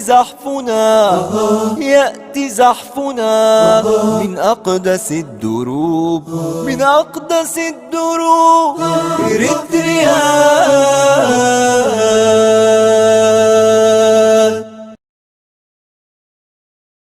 إريتريا إريتريا إريتريا إريتريا نحبها، إريتريا نفخر بها، إريتريا نحبها، إريتريا نفخر بها، إريتريا إريتريا المكارم شعبنا، إريتريا إريتريا إريتريا إريتريا يا وطننا لك سلام كلنا نفدي بالسلام والوئام، يا وطن نبني يا وطننا لك سلام كلنا نفدي بالسلام والوئام، يا وطن نبني سيري بعزمك سيري نحو المعالي، سيري المجد لك إريتريا ولشعبك الإريتري، سيري بعزمك سيري نحو المعالي، سيري المجد لك إريتريا ولشعبك الإريتري، يا درة الأوطان حبك من الإيمان، غالي فداك الغالي يا دم في شرياني، يا درة الأوطان حبك من الإيمان، غالي فداك الغالي يا دم في شرياني، يا دم في شرياني. إريتريا نحبها، إريتريا نفخر بها، إريتريا نحبها، إريتريا نفخر بها، إريتريا إريتريا المكارم شعبنا، إريتريا إريتريا إريتريا إريتريا هذا التراب الطاهر من الطليعة الساحر بساحلك والمينا الخير كله زاخر، هذا التراب الطاهر من الطليعة الساحر بساحلك والمينا الخير كله زاخر، نفخر بكل شبابك يزرع أمل بترابك يسكن جمال الدنيا في قمتك وهضابك، نفخر بكل شبابك يزرع أمل بترابك يسكن جمال في قمتك وهضابك، غنى الجمال وابدع في أسمرة ومصوع وكرن ودندع ودلك ومن دفر أروع واروع، غنى الجمال وابدع في أسمرة ومصوع وكرن ودندع ودلك ومن دفر أروع واروع واروع واروع. إريتريا نحبها، إريتريا نفخر بها، إريتريا نحبها، إريتريا نفخر بها، إريتريا إريتريا المكارم شعبنا، إريتريا إريتريا إريتريا إريتريا إريتريا إريتريا.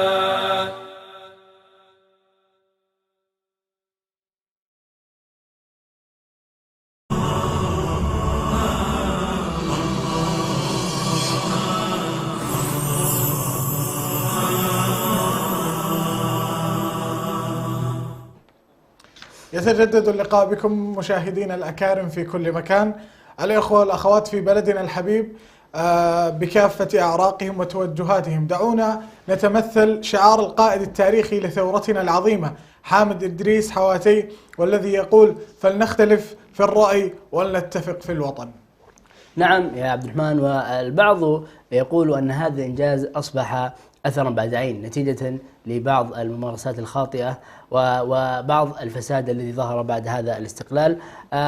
لعلنا سعادة البروف يعني ماذا نذكر لهم بمعنى كيف نحافظ على هذا الإنجاز العظيم لدولتنا الحبيبة مستقبلا؟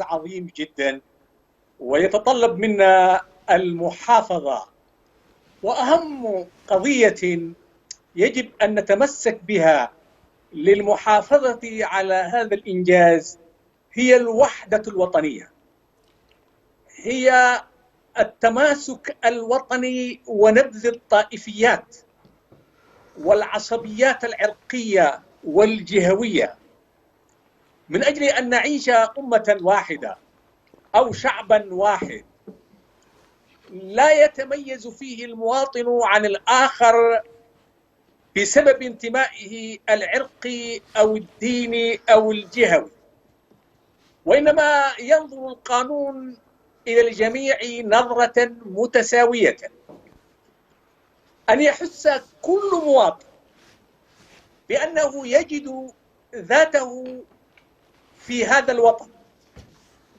يجد ذاته بكل ما تحمل من ثقافة وعقيدة وحقوق سياسية واقتصادية وثقافية واجتماعية. علينا أن نتوزع السلطة والثروة على جميع المواطنين، ولا يحتكرها طرف منا ليتمتع بها على حساب الأطراف الأخرى.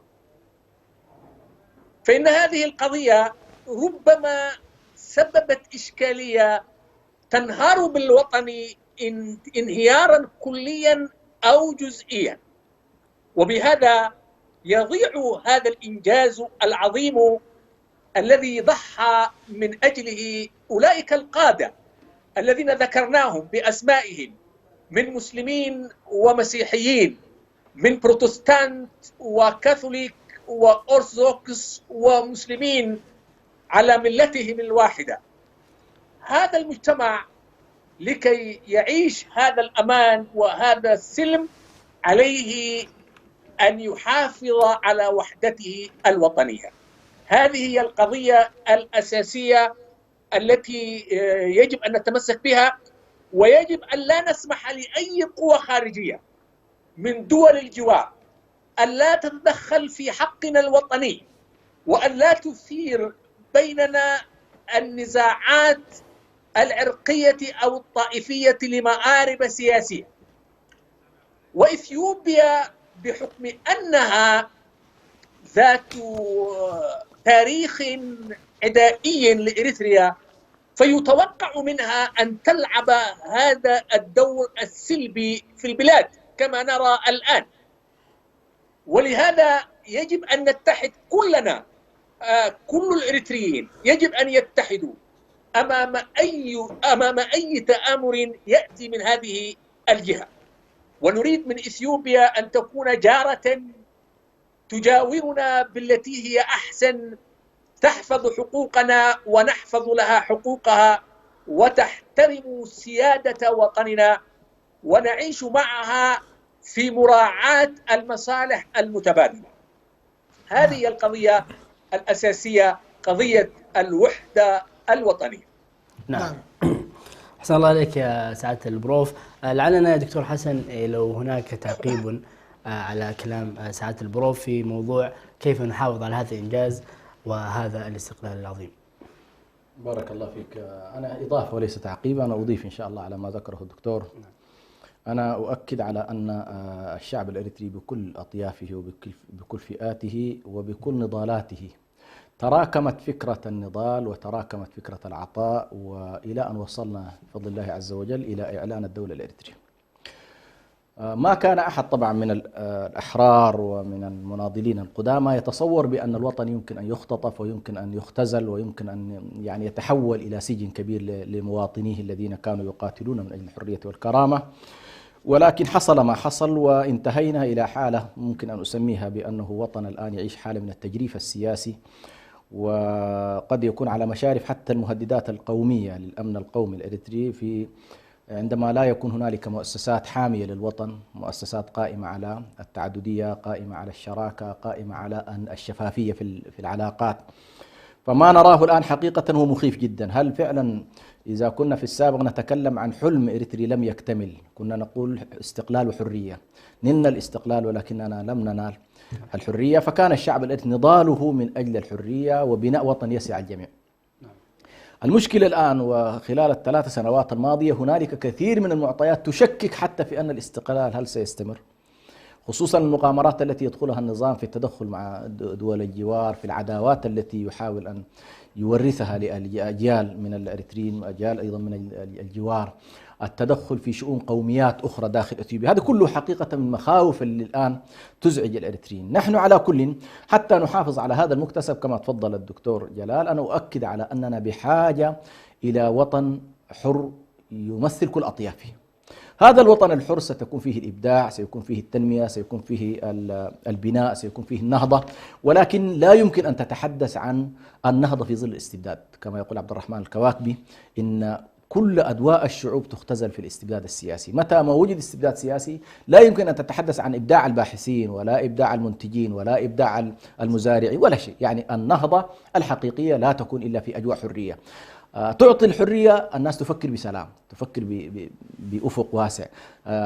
تعطي الناس الحرية تستطيع أن تتعايش بسلام، تأخذ وتعطي بسلام. لكن الآن ما يهددنا حقيقة هو الاستبداد، وتفرقنا جزء كبير منه بسبب هذا الاستبداد. النقطة الثانية أيضا أنا في تقديري هنالك الآن أعداد كبيرة جدا من المواطنين الأريتريين 30 سنة هم خارج الوطن.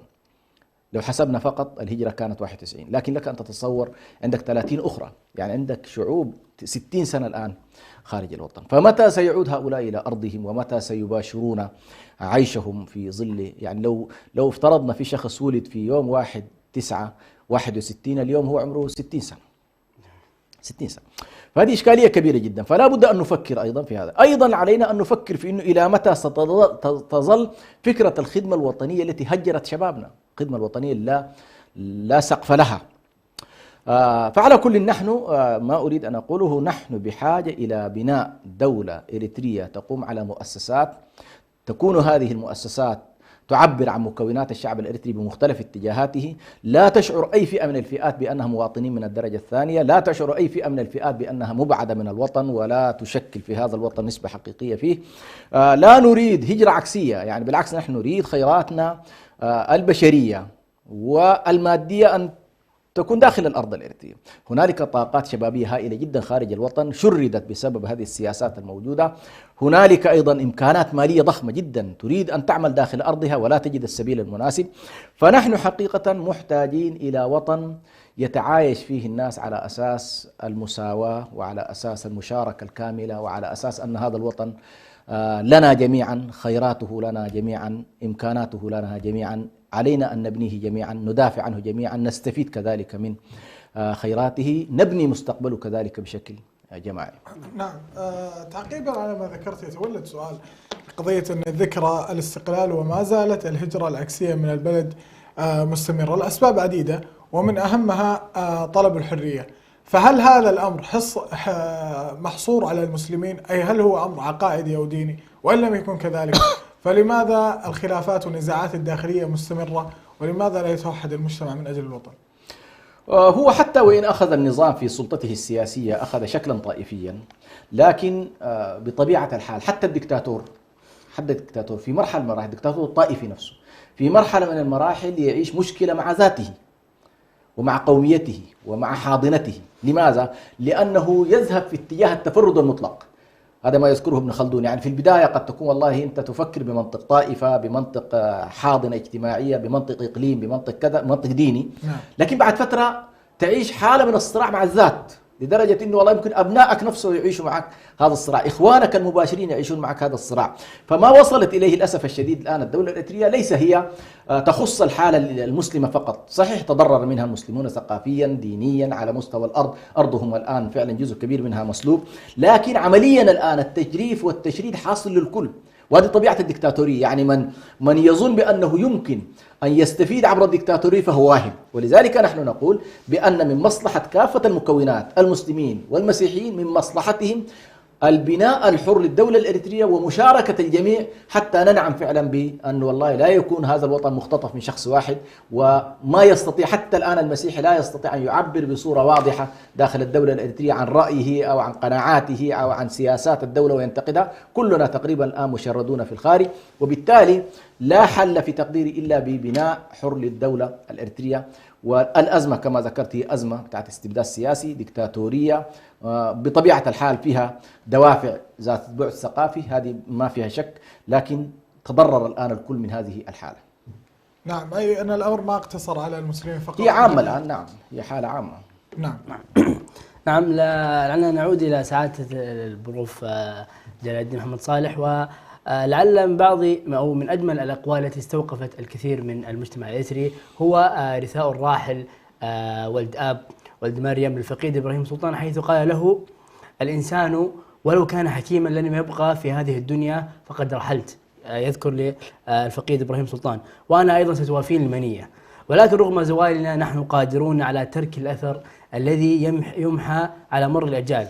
وأنا أعلم علم اليقين أن ما قدمته خدمة لوطنك سيبقى دائما نموذجا يحتذى به، وقد رحل الاثنان وبقي الأثر. السؤال: أين نحن من ذلك، وأين نحن من ترك هذا الأثر؟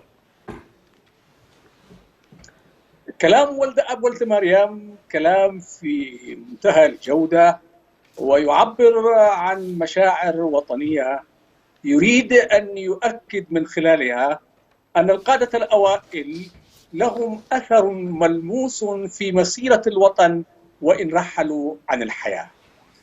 هذا الأثر ما زال موجودا وقائما حتى الآن، فهؤلاء القادة غرسوا فينا حب الوطن، وحب الوطن ما زال متجذرا في أعماقنا ونحن مرتبطون به. نذكرهم ونذكر معهم هذا الارتباط وهذا العمق في العطاء لقيادة هذا الوطن. ولكن كما ذكر أخي الدكتور حسن أن الأمر بات الآن يسير على اتجاه مناقض لهذا الأثر. يعني الأثر الوطني الذي غرسه وتركه إبراهيم سلطان، ولد أب ولد مريم، إدريس محمد آدم، عبد الله إدريس، عثمان صالح سبي، وغيرهم من القادة الذين رحلوا عن هذه الحياة، اليوم يصطدم بنزعة ديكتاتورية تريد أن تبدده وتبعثره. وأقول إن الديكتاتور لا ينتمي إلى دين، إن المستبد لا يقدر الدين ولا يقدس المقدس، إن المستبد مسكون بروح شريرة تعادي الأديان كلها ولا تعبد إلا ذاتها، ولكنه يعمل من أجل عبادة ذاته في استغلال الدين وفي استغلال الطائفة وفي استغلال الجهة. هذا هو الجاري الآن في الساحة الإريترية.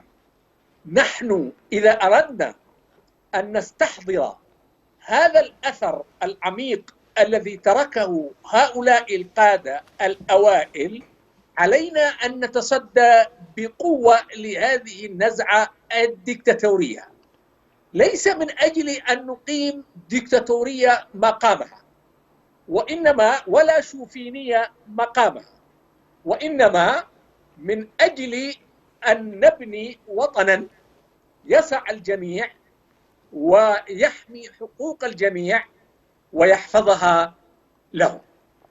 شكرا.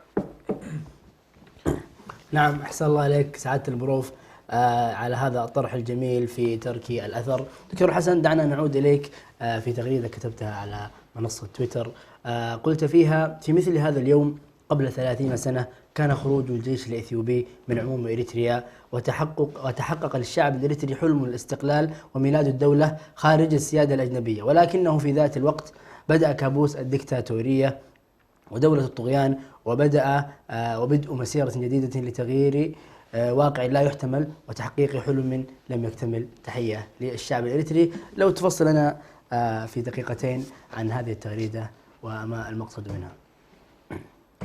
جميل. حقيقة هذه التغريدة يعني أنا أردت أن أهنئ بها أول الشعب الإريتري في أنه رغم الإحباط ورغم الاستياء ورغم الشعور بأن حلمه لم يكتمل وأن واقعه لم يعد يحتمل، ولكن يبقى أيضا كما أنا دائما أضع في حالتي على الواتساب: ويبقى الأمل. يعني لا يمكن نحن أن نجعل الإحباط يسيطر علينا. نحن يمكن أن نقول بأن والله الهزيمة في معركة لا يعني انتهاء الحرب، الضعف في معركة لا يعني فوز الآخر بجملة المعركة. نحن في مسيرة تحرر وطني كبيرة جدا بدأت من العهد الإيطالي وإلى اليوم شعبنا الإريتري لا زال يواصل. مشكلتنا فعلا التركيبة الإيطالية التي أوجدت هذا الوطن بمزيج ربما لم تتاح لنا فرصة أن نبني وطنا يستطيع فعلا أن يسع الجميع ويطمئن فيه أو تطمئن فيه كافة الأطراف على أن تعيش بشكل مشترك. لا زلنا للأسف الشديد أسرى لهواجسنا الدينية، هواجسنا الثقافية، هواجسنا الاجتماعية، ارتباطاتنا أيضا الخارجية. فمن له امتدادات في أثيوبيا يريد والله أن يجر إريتريا هذا الوطن إلى إثيوبيا، من له امتدادات عربية يريد أن يجرها مثلا إلى. فهذه الإشكالية على كل.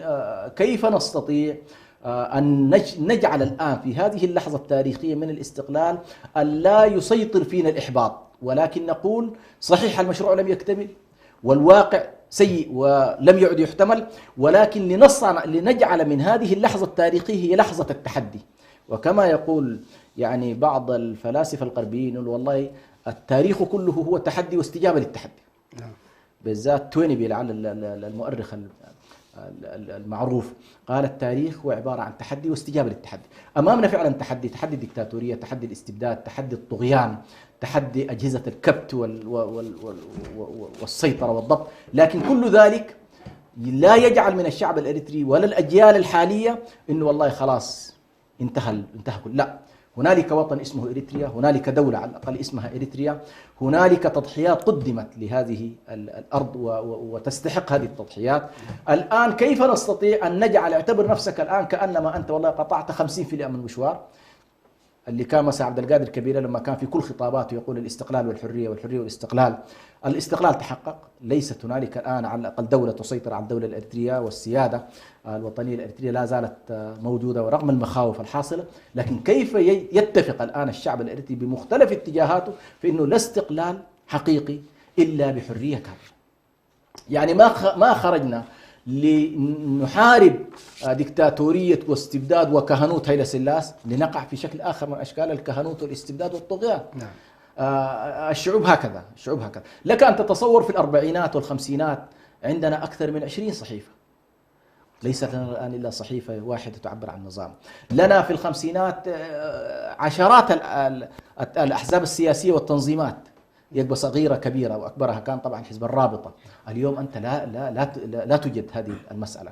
في تلك الفترة كان كل دول الجوار، يعني أنت تصور، أنا أتكلم عن وضع في وقتها الصحافة الحرة في إريتريا والأحزاب في إريتريا. السودان لم يأخذ استقلاله، يعني 56 أخذ السودان استقلال. أنت تتكلم عن فترة الخمسينات هذه 51 52، وأنت برلمان ويضع دستور. ولو وقفت على دستور 52 مثلا تعجب في إنه والله كيف كان ذلك الجيل يفكر في منطق الحريات والحقوق وبناء دولة المؤسسات.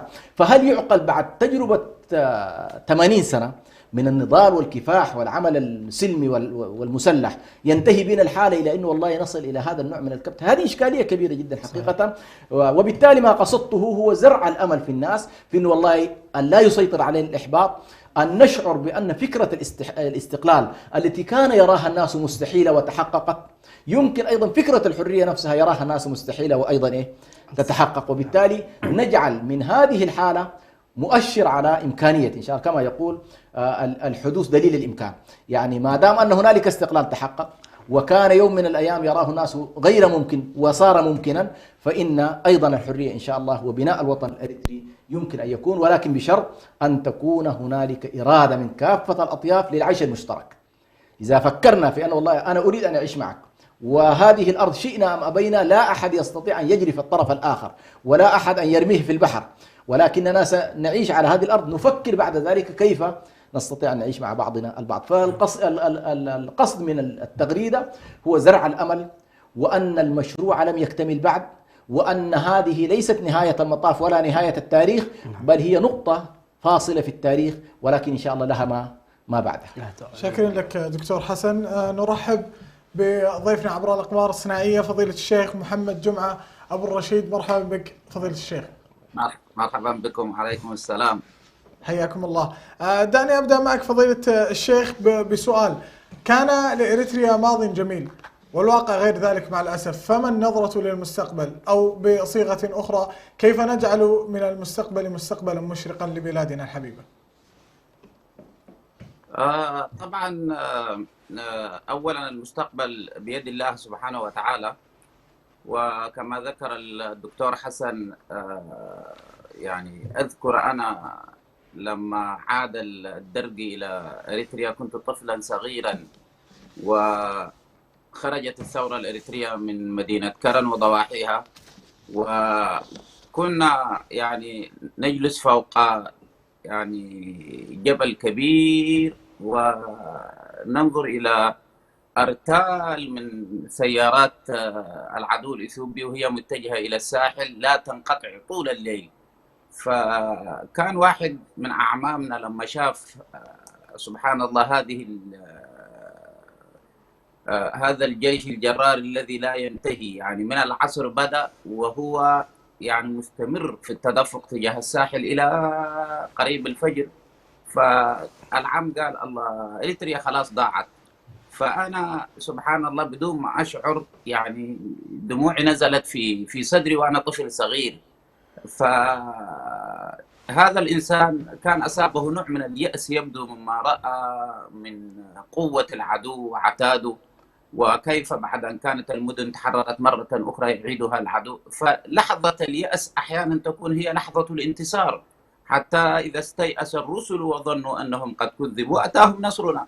فالشعوب تمر بهذه الانكسارات وبلحظة اليأس، لكن من لحظة اليأس تصنع الآمال، ومن النفق المظلم تنطلق الأنوار، وعندما تشتد الظلمات يبزق الفجر الجميل. فنحن الأمل موجود، ولكن هذا الأمل يحتاج مننا إلى الأخذ بالأسباب، وأهمها أولا أن نعتز ببلدنا وباستقلاله وبمكتسباته، ونعبر عنه كل إنسان عن هذه اللحظة بالطريقة التي تناسبه. ليس بالضرورة أن نحتفل باستقلال بلدنا بالطريقة التي يحتفل بها ذلك الطاغية الجالس يعني على يعني صدر أسمرة، ولكن كل إنسان كما ناضل بطريقته من أجل استقلال البلد ممكن أيضا أن يحتفل بهذه المناسبة بالطريقة التي تناسبه. ولذلك أنا الآن أتوجه إليكم بالشكر بأن تسلط الضوء على مثل هذا اليوم. فالأمل بشكل عام موجود، ولكنه يحتاج إلى عمل، والناس ما زالت تعمل وما زالت تقاوم الاستبداد كما قاومت الاستعمار. وأنا أقول لجميع الإريتريين هذه الحالة التي نمر بها نحن الآن ليست حالة استثنائية. كل البلدان التي خرجت من مقاومة استعمار ونالت استقلالها طمع الذين كانوا على قيادة الثورة دائما يطمع على كرسي الحكم فيقبض قبضة أعنف من المستعمر نفسه، ولكن يعني لا بد من معالجة هذا الأمر وأن ينتهي. وكما ذكر الدكتور حسن لا بد من إقامة يعني دولة تسام فيها كرامة الإنسان. نعم. سؤال آخر فضيلة الشيخ، تعرضت بلادنا الحبيبة إلى نزاعات وخلافات مما نتج عنه هذا الاستقلال الإريتري، ما قولكم في هذا؟ نزاعات بين الثوار، هذا إذا كان هذا المقصود فهذا أيضا أمر طبيعي جدا. العمل السياسي والإداري هي قضايا اجتهادية. واحد يرى أن المسار والمسرب الذي يؤدي إلى الاستقلال وهو هذا الطريق، والآخر يرى هناك طريق أقصر منه، وبالتالي الناس تتفاوت في اجتهاداتها فيقع الخلاف فيها، سواء كان خلافا إداريا أو خلافا فكريا أو خلافا سياسيا. فطبيعة الأمور هكذا الناس تختلف، والمطلوب هو إدارة الخلافات وليس عدم الخلافات، ولا يزالون مختلفين، ولذلك خلقهم الاختلاف سنة كونية. لكن الناس لا تجعل الخلاف فرقة وشتات، يعني إنما الخلاف يكون خلاف تنوع وليس خلاف تضاد. فالاختلافات أيضا شيء قد يكون أحيانا صحي الناس لو استفادت منه، وقد يكون شيء مهلك ومتعب لو الناس يعني جعلته فرقة وشتات. أنا أعطيكم مثال الآن، مثلا الثورة الإريترية مع كل ما مر عليها من المؤامرات الدولية والتجاهل الدولي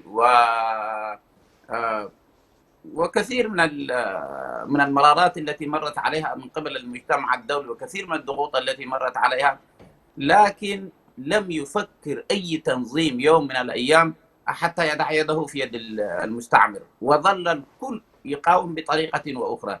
انظر مثلا الآن القضية الفلسطينية، هناك تنظيمات تتفاوض مع العدو وتضع يدها في يد العدو، وهذا أضعف هذا الجانب.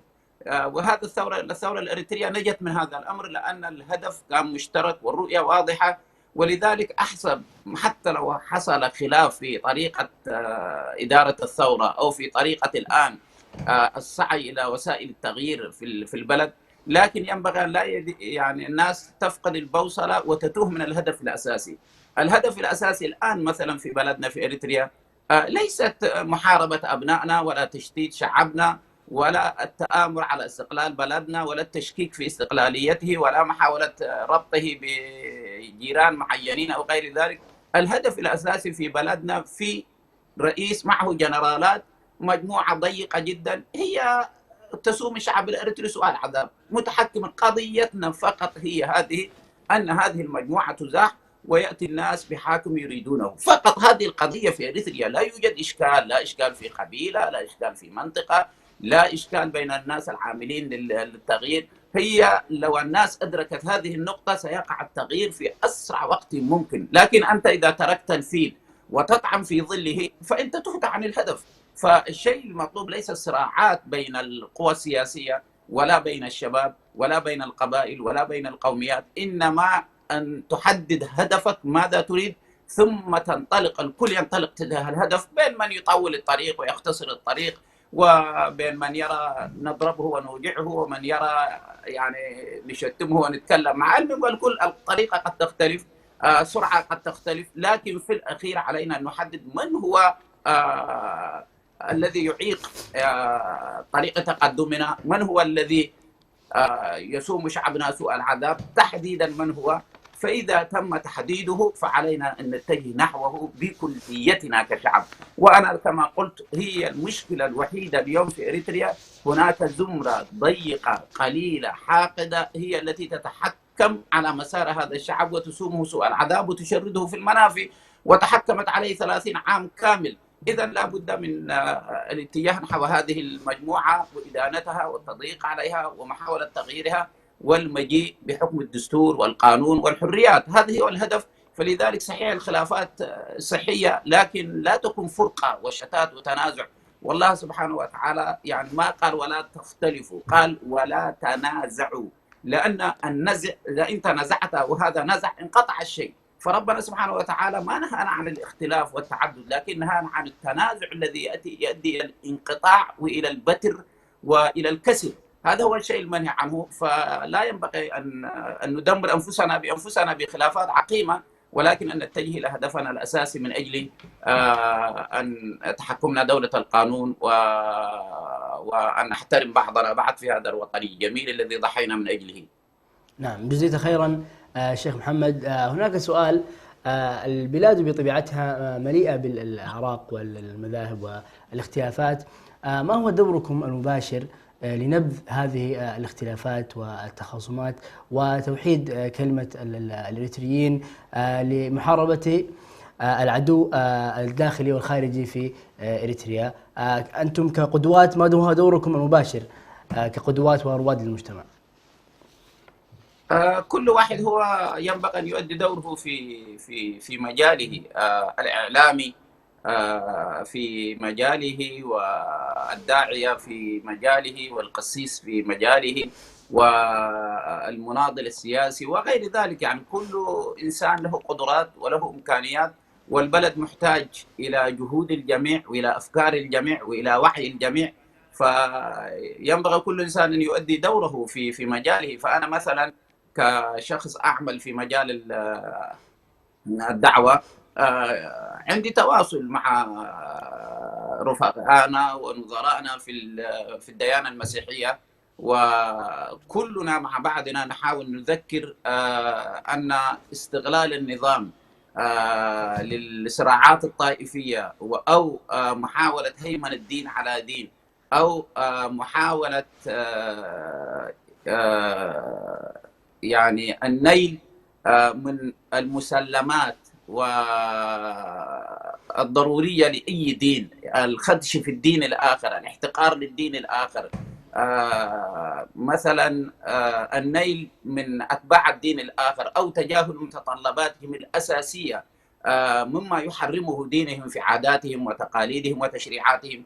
كل هذه الأمور ينبغي أن تسان وأن نشتغل على وعي الناس. فمثلا الشيء الذي يتعارض تماما مع العقيدة الإسلامية ينبغي أيضا الطرف الآخر أن يحترم هذا الشيء، ونحن كذلك أن نفعل ذلك. وينبغي أن لا يكون المسجد والكنيسة هما مثار الفتن وإشعال الحرائق في المجتمع، ولكنهما ينبغي أن يكون هما الداعين إلى تماسك لحمة المجتمع وتعاونهم. ولأن هذا الوطن فيه كنيسة وفيه مسجد وفيه دور عبادة، والدين هو وجدان المجتمعات. فأنت إذا حركت هذا الوجدان تجاه يعني المسائل السالبة، فمؤكد أن هذا الشعب سوف يتأثر بهذا الخطاب. ولذلك نحن دورنا على الأقل يعني كرجال دين ينبغي أن يكون الوحدة، الدعوة إلى التماسك، والوحدة إلى التسامح، والوحدة إلى أن يحترم بعضنا بعضا حقيقة، احترام حقيقي، وليست يعني قضية مغالبة. أنا ديني يكون أكثر، أنا ديني يكون أعلى، أنا ديني يكون الأفضل.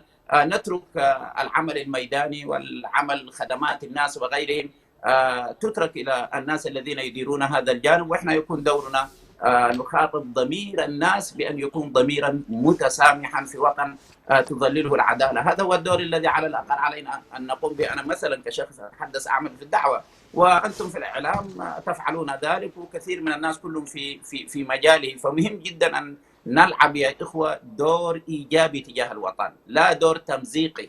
وهذا هو الشيء الآن احنا اللي قاعد يغضبنا عندما نرى بعض العناصر الفلتانة من مجاميع مثل الأجرزيان وغيرهم الحالمين بضم إريتريا إلى التجراي، أو بإقامة دولة تجراي تجرينيا في المنطقة. مثل هذه المشاريع التي أحيانا رأينا بعض القساوسة يتحدثون تجاه هذه المشاريع ويؤيدون مثل هذا أمر عار وعيب تكرر في التاريخ قديما ويتكرر الآن بنفس الأساليب. هذا أمر في الحقيقة معيب، لكن الحمد لله رب العالمين على الأقل في الطرف المسلم عندنا الرؤية واضحة جدا كما كانت في التاريخ، هو الحفاظ على هذا الوطن وعدم تمزيقه وجعل الأديان أمن واستقرار وسلام وتلاحم. هذا هو الشيء الذي سنسعى إليه ونعمل فيه، وبإذن الله سبحانه وتعالى هذا هو المرجو أن يتحقق لمستقبل بلدنا. وأنتم يعني شاكرين لكم في الجانب الإعلامي أن تسلطوا الضوء على هذا اليوم العظيم في تاريخ شعبنا. الشكر موصول لك أيضا فضيلة الشيخ محمد جمعة أبو الرشيد. عودا إلى البروفيسور جلال الدين محمد صالح، سعادة البروفيسور في دقيقة قبل الختام رسالة توجهها إلى الشعب الإريتري، تفضل. أولا أهنئ الشعب الإريتري بيوم استقلاله، هذا اليوم الذي جاء بعد نضال مرير وكفاح طويل وتضحيات كبيرة.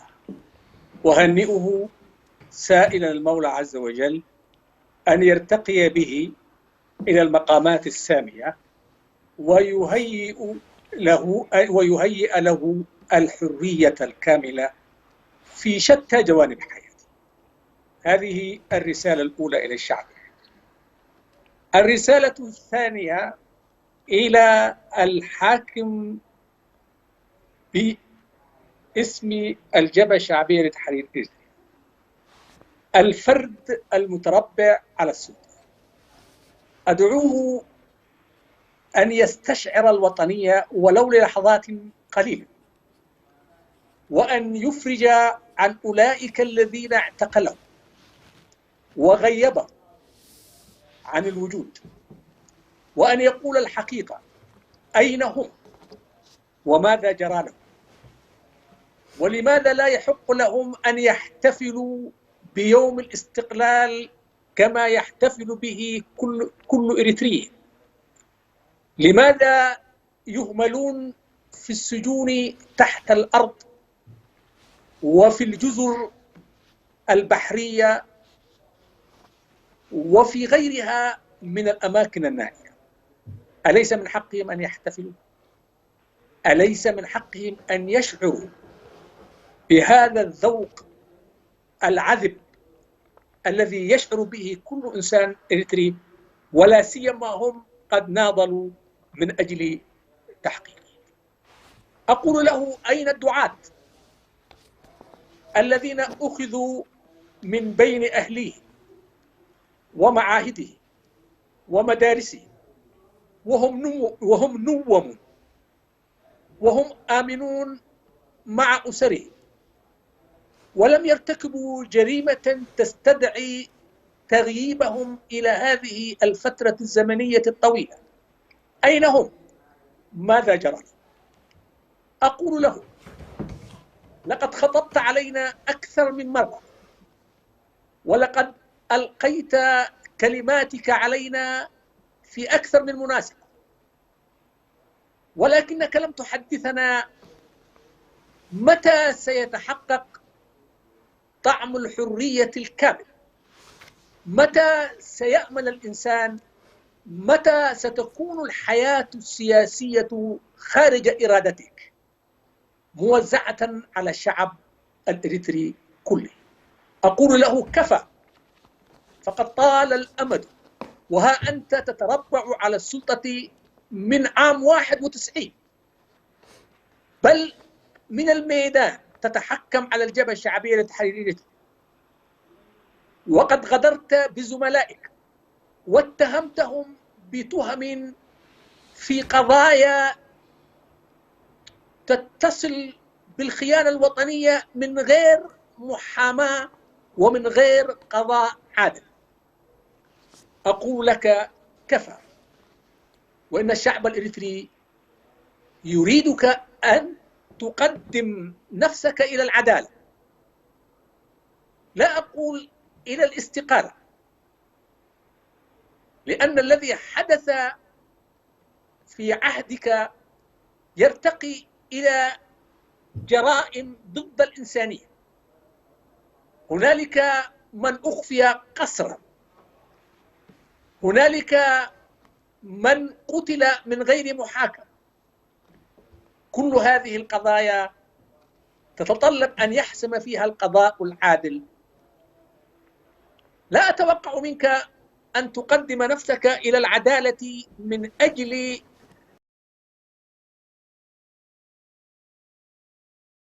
من التهم الموجهة إليك، ومن أجل أن تثبت أن الذين ألقيت بهم وراء السجون هم الجناة في حق الوطن وليس أنت الجاني. لا أتوقع ذلك، ولكن لا بد أن يأتي يوم يقتص فيه الشعب الإريتري لذاته. أقول للشباب الإريتري: عليكم أن تتمسكوا بوطنكم، وعليكم أن تعمقوا حب وطنكم في ذاتكم، وعليكم أن تعمقوا مبدأ الوحدة الوطنية في مفاهيمكم. لا تنساقوا للانتماءات الجزئية والجانبية، العصبية الطائفية، فما كان الدين أبدا عصبية طائفية. وعليكم أن تعملوا معا من أجل أن يستعيد هذا الوطن كرامته. أتوجه إلى جيش الجبهة الشعبية إن كان هذا الجيش موجودا. أين أنتم؟ ناضلتم الكثير وأعطيتم الكثير، فهل يرضيكم أن ينتهي نضالكم بهذه الحالة التي أنتم تعيشون تحتها؟ أين زملاؤكم؟ اعتقلوا، لماذا لا تنهضوا؟ لماذا لا تسألوا؟ لماذا اعتقلوا؟ لماذا لا تحاسبوا الذين يعتقلونهم ويعذبونهم ويغيبونهم؟ ألم يكونوا معكم يوما ما في الخندق يقاتلون كما تقاتلون، ويسهرون كما تسهرون، ويضحون كما تضحون؟ أين أنتم أيها المناضلون الأشاوس، رجال الجبهة الشعبية ومقاتليها، دون تفريق بين جهة وأخرى ودين وآخر؟ كل المواطنين أنتم تمثلونهم، وكل المواطنين يسألونكم من أن تقوموا بواجبكم وتتحولوا إلى جيش يحمي الوطن، لا إلى جيش يحمي الفرد الذي يذل الوطن. فأنتم جيش وطني، هكذا يظن بكم، ولكن للأسف أن واقعكم يقول أنتم حماة فرد تربع على السلطة وانتزعها. فلماذا أنتم ساكتون؟ لا أدري. أقول للشباب المجند في ساوة، وأنتم بدوركم، إلى متى ستظلون أسرى في ساوة؟ لماذا لا تتحركوا؟ لماذا لا تعملوا من أجل استقرار وطنكم؟ أهنئ الشعب الإريتري جميعا بهذه المناسبة، وأتمنى للجميع السلام والاطمئنان والحرية الكاملة. شكرا. نعم، أحسن الله عليك سعادة البروف على هذه الرسائل العظيمة التي لو تمثلها الشعب الإريتري لفاز ونال الخير الكثير. يوجه السؤال أيضا لسعادة الشيخ محمد جمعة ليوصل لنا رسائل إلى الشعب الإريتري في كافة أنحاء العالم. تفضل المايك لك سعادة الشيخ محمد. أنا فقط نصيحتي للشعب الإريتري أن يعي أن الدكتاتوريات يطول أمدها بسبب تنازع الشعوب وبسبب تقاتلها في أتفه الأسباب وتركها القضايا الأساسية. ولذلك فقط أنا ما أوصي به الشعب الإريتري أن يتحلى بالوعي الكبير، وأن يفرقوا بين الدولة كدولة إريتريا وطن، بين الدولة وبين نظام الحكم. نظام الحكم يتغير وفق النظم والقوانين واختيارات الشعب الإريتري. هذا شيء يعني بالنسبة للحكومة تتغير، الحكومة تتغير من وقت لآخر، ويظل أي الإنسان الحاكم قد يكون جاء قدمه حزب من الأحزاب أو قد يكون جاء بطريقة ما، لكن يظل هو يعني يمثل حزب من الأحزاب. فإذا أحسن العمل وفعل إنجازات الشعب يختاره ويقدمه مرة أخرى، إذا قصر يعني يؤخذ. ولذلك في حكومة تؤيده ومعارضة تعارضه، فهذا شيء طبيعي لابد أن يكون موجود. قضية أنه يعني في إريتريا ما في شيء اسمه معارضة، هذا شيء مخجل أن يقال لا يوجد في بلدنا معارضة. معنى هذا ما في معارضة معناها أنت تحولت إلى إله والعياذ بالله. لا تناقش. الدولة كدولة علينا جميعا أن نحرص على بقائها، وأن لا نهدم دولتنا، وأن لا ننال منها سواء كان من سيادتها أو غير ذلك. تظل الدولة الحفاظ عليها قضية جوهرية مهمة. هذا الشعب أبناؤه ماتوا من أجل هذه الدولة ولم يروها، يعني لم يروا استقلال إريتريا. آلاف ماتوا وقدموا أرواحهم قربان من أجل هذه الدولة، وكانوا يعلمون أنهم سيموتون من أجل هذه الدولة. إذن الدولة التي جاءت على جماجم هؤلاء علينا الحفاظ عليها. بالنسبة لنظام الحكم علينا أن نختار الأفضل والأحسن. فهذا النظام اللي قائم في إريتريا لم يأتي بانتخابات ولم يتخلى عن الحكم، ومارس انتهاكات جسيمة وأيضا أفسد الحياة السياسية. إذن علينا هذا النظام أن نقول له أنت ماشي في الطريق الخطأ وسببت لنا الآلام والعذاب، إذن علينا أن ننحيه جانبا. أما الوطن كدولة، استقلالها، سيادتها، حدودها، أراضيها، مؤسساتها، علينا أن نحرص عليها وأن نضعها في عيوننا، لأن الإنسان بلا وطن لا كرامة له ولا قيمة له. فنرجو نسأل الله عز وجل أن يحفظ بلدنا إريتريا، وأن يولي فينا خيارنا ولا يولي فينا شرارنا. نعم، شاكرين لكم فضيلة الشيخ. عود لكم دكتور حسن من داخل الاستوديو في دقيقة رسالة ختام للشعب الإريتري.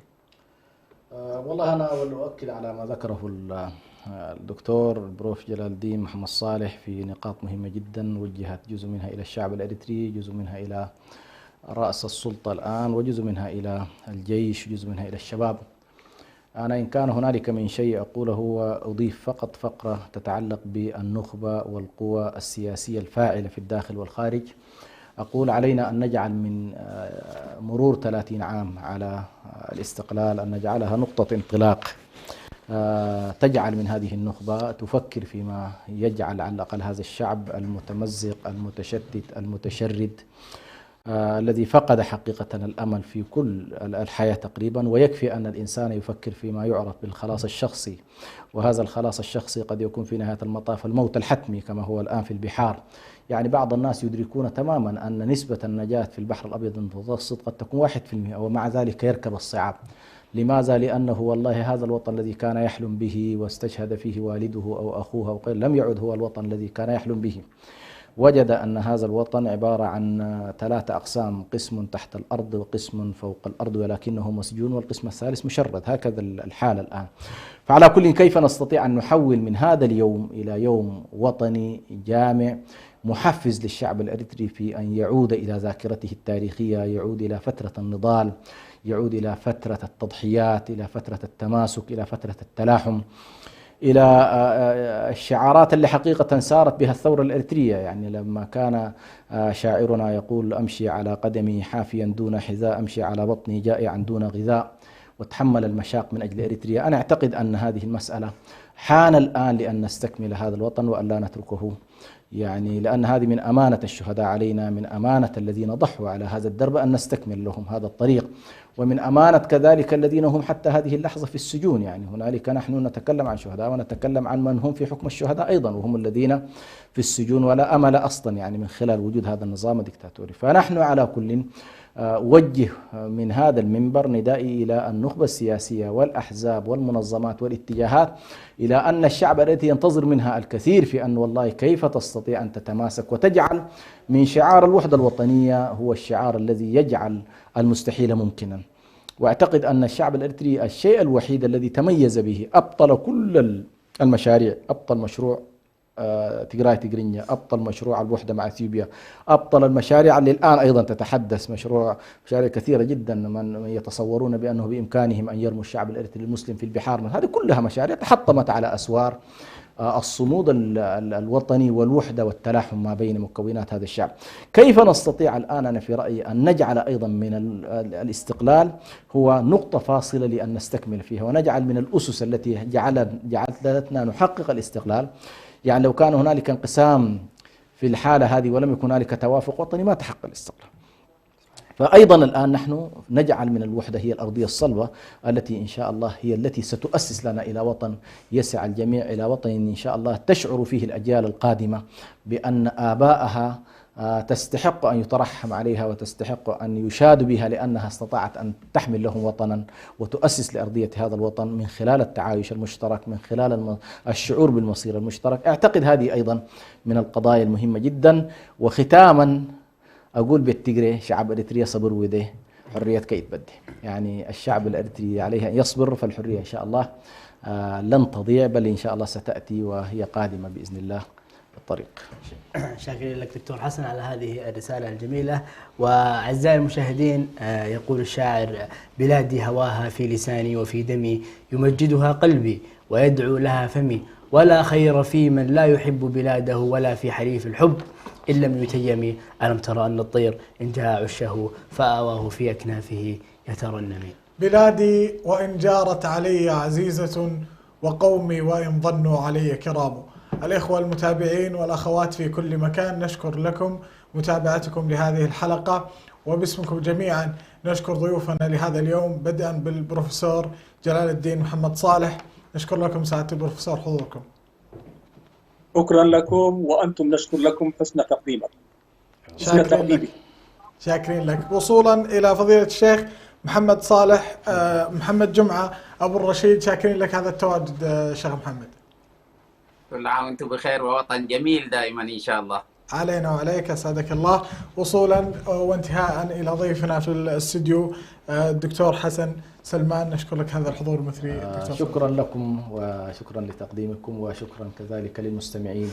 وإن شاء الله يعني العام القادم ونحن مثل هذه الحلقة من استوديوهات أسمرة إن شاء الله بإذن الله. بإذن الله. أيضا دعونا نحن وإياكم أن نتسلح بأهم سلاحنا ألا وهو الدعاء. فدعونا جميعا نوحد الدعاء لبلادنا الحبيبة أن تنعم بالحرية والاستقلالية والوحدة. قبل الختام نحب أن ننبه أن تغطيتنا مستمرة ليوم الاستقلال الإريتري مع الزميل الأستاذ أدمسون برهان، ولكن باللغة التجرينية فتذهب بعيدا. أما نحن فهذه هي محطة الختام. نشكركم جميعا على حسن متابعتكم ومشاهدتكم، والسلام عليكم ورحمة الله وبركاته.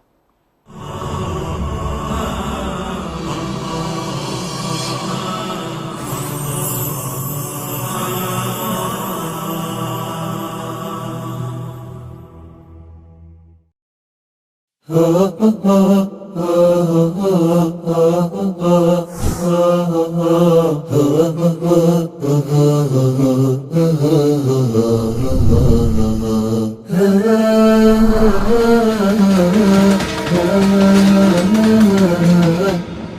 ah, ah.